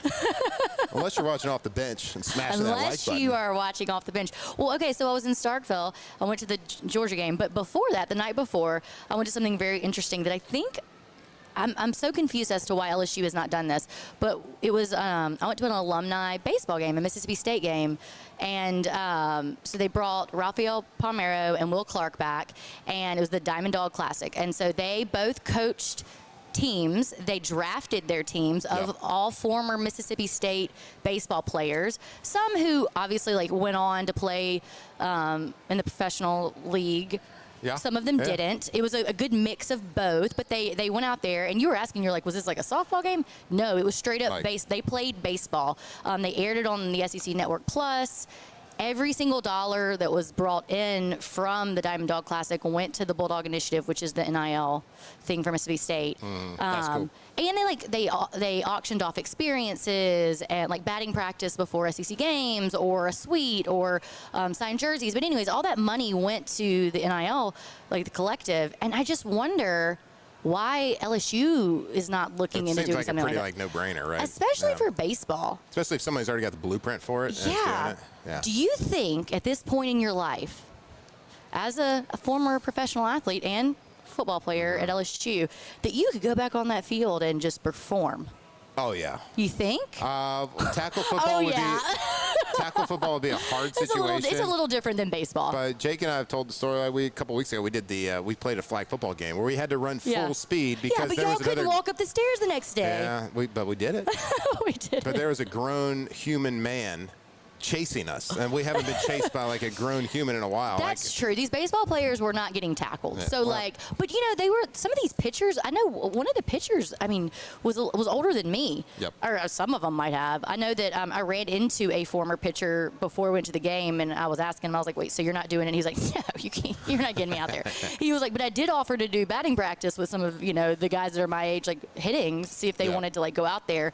But man, I just don't know that like my body would perform. We gave that up. It was, and you know what though? To their credit, to all of these players, and again, the ages ranged from mid 40s to like mid 20s, and it's like these guys who haven't played in 20 years pitching to Jake Mangum, who is fresh. He's fresh in the professional leagues. So I was very impressed. That's cool. It seems like a really like a no-brainer idea. Like give your fan base an opportunity to go have imagine fun what and that raise. there were over 10,000 people at this game. Imagine if LSU did that. Right. So if you're listening, LSU. Usually you raise money in those type of situations for like a charitable cause, whatever. Yeah. But like, can you imagine a fan base raising money to help buy players? Yes. Right. That's pretty wild. We're living in that world, but here we are. Here we are. In the year of our Lord, we should do it with the football team, too. We should get you out there. Look, I've screwed kind of this whole flow up. We were supposed to do Pontoon Parlay, and we're going to do it next time. We're going to close the show out with that. We love that. So we got a little carried away in the Mississippi State fundraising baseball game, which is awesome because they got Will Clark, Rafael Palma, all those guys. But this is our show. We're killing it. Jake left us. You're killing it. I would before we go to break here, I would like to give you some credit. You were a little flustered when you showed up this morning. A little nervous. You were a little frantic. Don't know what we're going to talk about. I'm so impressed. You did great. Look, you are thriving. The whole gang has stepped up. Taylor's showing up here. Alondra's back there with four hands running two systems. Alondra has killed it to working two systems back there, video and that. Everybody stepped up. Ribs, you stepped up. Richard came in out of the blue. I sent him an SOS. So everybody came in. So big shout out to the whole team here. Yeah. I appreciate it certainly, and I think we all appreciate it. Jake appreciated it. So everybody today has been a part of the Foxhole and stepped up, next man up situation. But all right. So we're going to come back in our last segment here of the day. We are going to get in, make you some money on a Pontoon parlay right here on Off the Bench. Off the Bench. All right, go to GoTommys.com. Tommy's Windows, Doors, Siding. Rivers, I need you to yell. Go Tommy's, or Yo Tommy. Yo Tommy. A little louder. Yo Tommy. Yo Tommy. I'm like, oh God, I don't know what I'm doing. If you got a project going, Tommy's Doors, Windows, Doors, Siding, they are the best. You'll clearly see the difference when you work with Tommy and his entire team. So if you want to work with the best, make sure you go to their website, gotommys.com. You will clearly see that they are the best because, I don't know about you, I like to work with champions. And these guys are hanging awards, stacking the banners every single year from 2016. Angie's Super Service Award winning. So if you got a project, look, I know you're gonna call, you're gonna get some contractors out there, give you pricing. Make sure you do yourself a favor. Make sure that Tommy's is one of those companies that you just talk to your project, get a pricing for them, talk to them about the whole job, how they're gonna operate, how they're gonna work with you and your family. You're gonna see the difference right there. The best windows in the state, right there. Go to gotommys.com. Parish Construction and Roofing. This is Coach Kim Mulkey. Go to parishbuilt.com for all of your roofing needs. From your hometown, parishbuilt.com.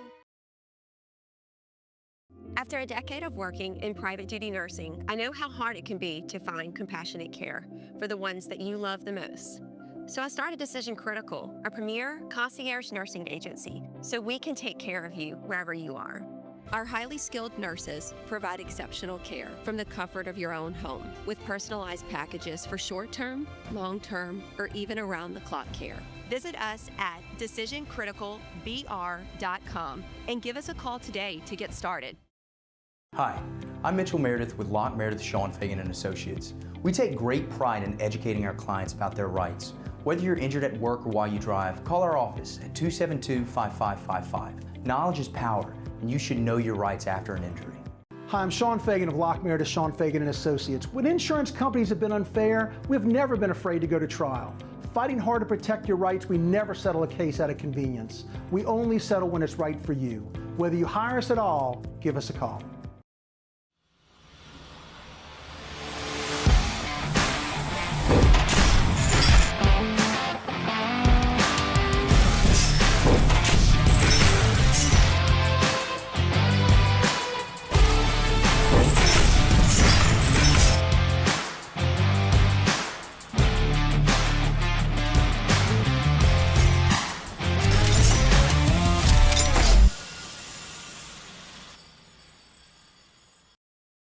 BRAC teamed up to reimagine your parks, and you imagined big. With your help, we went to work, creating 12 beautiful community parks across the parish. A family-sized water park, miles and miles of trails, and parks just for your dogs. There are more places to splash, to explore, to run wild, and even soar. You imagined, we delivered. Gold. BRAC, your #1 park system in the nation.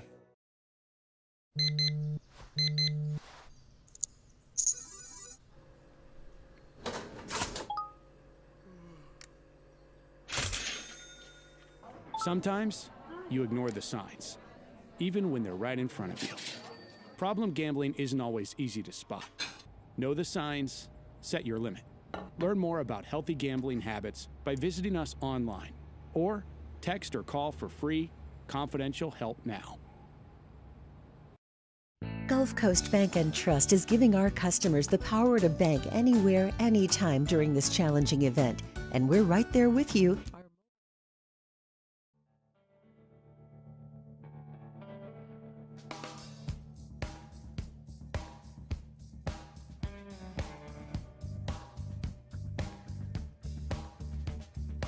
Locked in on LSU football 24/7. You're listening to Off the Bench. All right, welcome back in Off the Bench right here, closing out the show. But first, I want to tell you about Supreme Rice. When it comes to cooking in Louisiana, we don't do average. We do Supreme, because Supreme Rice has been grown, milled, packaged right here in South Louisiana since 1936. That means when you grab a bag of Supreme Rice, you're not just getting quality. You're supporting Louisiana farmers, Louisiana families, and Louisiana flavor. Whether you're cooking up jambalaya for the tailgate, red beans on Monday, or family feast on Sunday, Supreme Rice always cooks it up light, fluffy, and full of that homegrown taste we all know. Rivers, what's your favorite type of rice? I'm a medium grain guy. Okay. I like jasmine. jasmine? Yeah, I was say I really like jasmine. You like jasmine? That's your go-to? I do. I like it, yeah. Medium grain. Oof, it's the best. Just medium grain, huh? That's it, medium It's grain. so specific. It's the most underrated of all the this grains. is what I'll tell you about me. One thing about me is I'm going to eat rice. It doesn't matter what kind of rice. Like it doesn't matter. Yeah, it doesn't matter what, like, the jasmine, whatever. yeah. Yes, I'm going to Parboiled, I'm long going grain. to eat all rice. Yeah. Really quick, just a little pop quiz here, because the last time I came to help set up, y'all talked about this. That song that was playing on the way in there. Do you know what that song was? I'm trying to remember what it was. One Headlight. Okay. Do you know who sings that? No. The Wallflowers. The Wallflower. Oh, Do you know who you know who the lead singer is? No, I don't remember this. I don't remember this. Are you serious? I'm serious. Nobody does. Jacob Dylan. Jacob Dylan. Oh, yeah, Bob's son. Bob's son. Bob's son. That's right. That's on me. Like, that's still super obscure knowledge. It's just not. I just don't believe that. I just just don't believe that. It's just not. All right. Okay. We have to get to this Pontoon parlay because people got to pay their bills next week. All right, so what we're going to do with Pontoon parlay, we'll see if we have time for the party barge. If not, if we don't have time, we'll release it on the social media. We'll tell everybody what it is. But all right, let's kick it back to studio for our picks for the Pontoon parlay. All right, so my pick for the parlay this week, I'm looking at TCU versus BYU. BYU, the 4.5-point favorite there. Now, TCU is 5-5 against the spread, so like about a 50% chance for them to get it or not. But I think I'm going to go with TCU to cover versus BYU. My plus 4.5. Pitt Panthers are playing really good football right now. They've won 5 in a row, 7-2. College game days there. Are they going to beat Notre Dame? Probably not, but they are 12.5-point home underdogs. I'm going to take Pitt to cover the 12.5 at home against Notre Dame. I like that pick. I was looking at that one too. God, Taylor, that was going to be mine. Hey, Rivs, you want to jump in on this? I don't have any bets. I didn't know that this was going to be a thing today. All right. Mississippi State is 6.5 versus Mizzou. Stop it. Stop, Lalandra. Stop. Every time. Every time. All right, so what I'm going to do, I'm going to go over to Miami, the $7 ticket. North Carolina State traveling to play Miami. Miami started out hot, one of the best teams in the country. Oh, is Carson Beck going to be the mouth breather? Is he going to be in the Heisman race? No, I don't think so. 14.5-point spread here. I'm going to take North Carolina State, sitting at 5-4. Okay, I get it, not great, but there's not going to be much juice in that stadium. I'm going to take North Carolina State plus 4.5. I'm sorry, 14.5. Excuse me, versus Miami. I'm sure if Jake stops throwing up for long enough, he'll send y'all something. You'll get that fourth one in. You'll get that fourth one in. Yeah, it's all right. So right now it's going to be a 3-man pontoon parlay. Actually, Alondra, you've been the hottest this year on this. You want to go for 2? Yeah, she is. Man, let me look real quick. I have like 30 seconds. Hang on. I'm not going to do the Mississippi State one. Y'all can't hear her, but Rivers is like, I swear if you play Mississippi State, okay. I mean, 6.5 is... Okay, Texas at Georgia. Georgia's a 6.5-point favorite, but the points is 49.5. I kind of am looking at the over on that one. So over in Georgia versus Texas. Yeah, over 49.5. Points. All right, so to recap, TCU against BYU, plus 4.5 for TCU. Pitt versus Notre Dame, plus 12.5 for Pitt. North Carolina State, plus 14.5 at Miami. And then the over 49.5, Texas versus Georgia. We love you guys. Off the bench. Check us out. Go Tigers. Off the bench. Attention diesel mechanics. River Parish Contractors has an immediate full-time opening with benefits. Valid licenses and TWIC card is required to apply. Call or text Big Jake today at 985-479-9858 or go to rpcontractors.com and click on Apply Now. Come be part of the team that values hard work, has a high standard of excellence, and delivers projects on time and safely. River Parish Contractors. Let's get building. Hi, I'm Mitchell Meredith. At Locke Meredith, Sean Fagan and Associates, we know each case and client are unique and that no two cases are the same. But one thing remains constant, and that is our passion to help our clients. After an accident, we know your life has changed, which is why we passionately fight to make you and your family whole.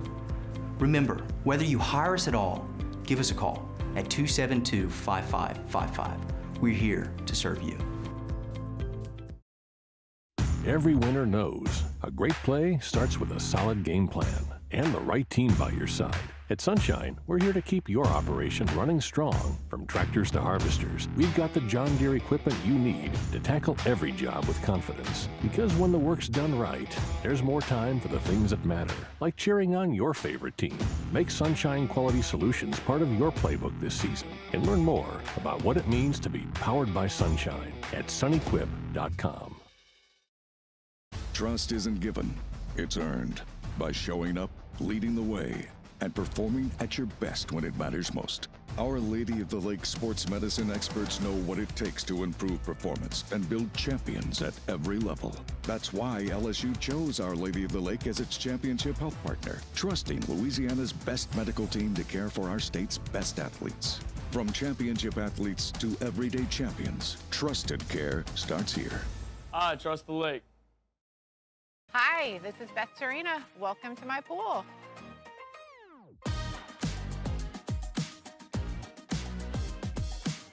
The First time I saw this beautiful pool, it exceeded every expectation that I had. They were able to get everything we wanted in this pool. It is a beautiful pool. We live out here, we eat out here, we watch TV out here. This is like our living room outside. We love this pool and everything about it. When we decided to build our pool, we called a great friend who is one of the best pool builders in the country in North Louisiana, and we said, who would you choose to build a pool in Baton Rouge? And without a hesitation, he told us Russell Pools. He said their history, tradition of great builds, great pools was unmatched. So of course, who did we call? Russell Pools. The advice I would give to anyone looking to build a pool is first call Russell Pools. They'll do an incredible job. It'll be incredibly organized. It'll be time efficient. You will have your pool in no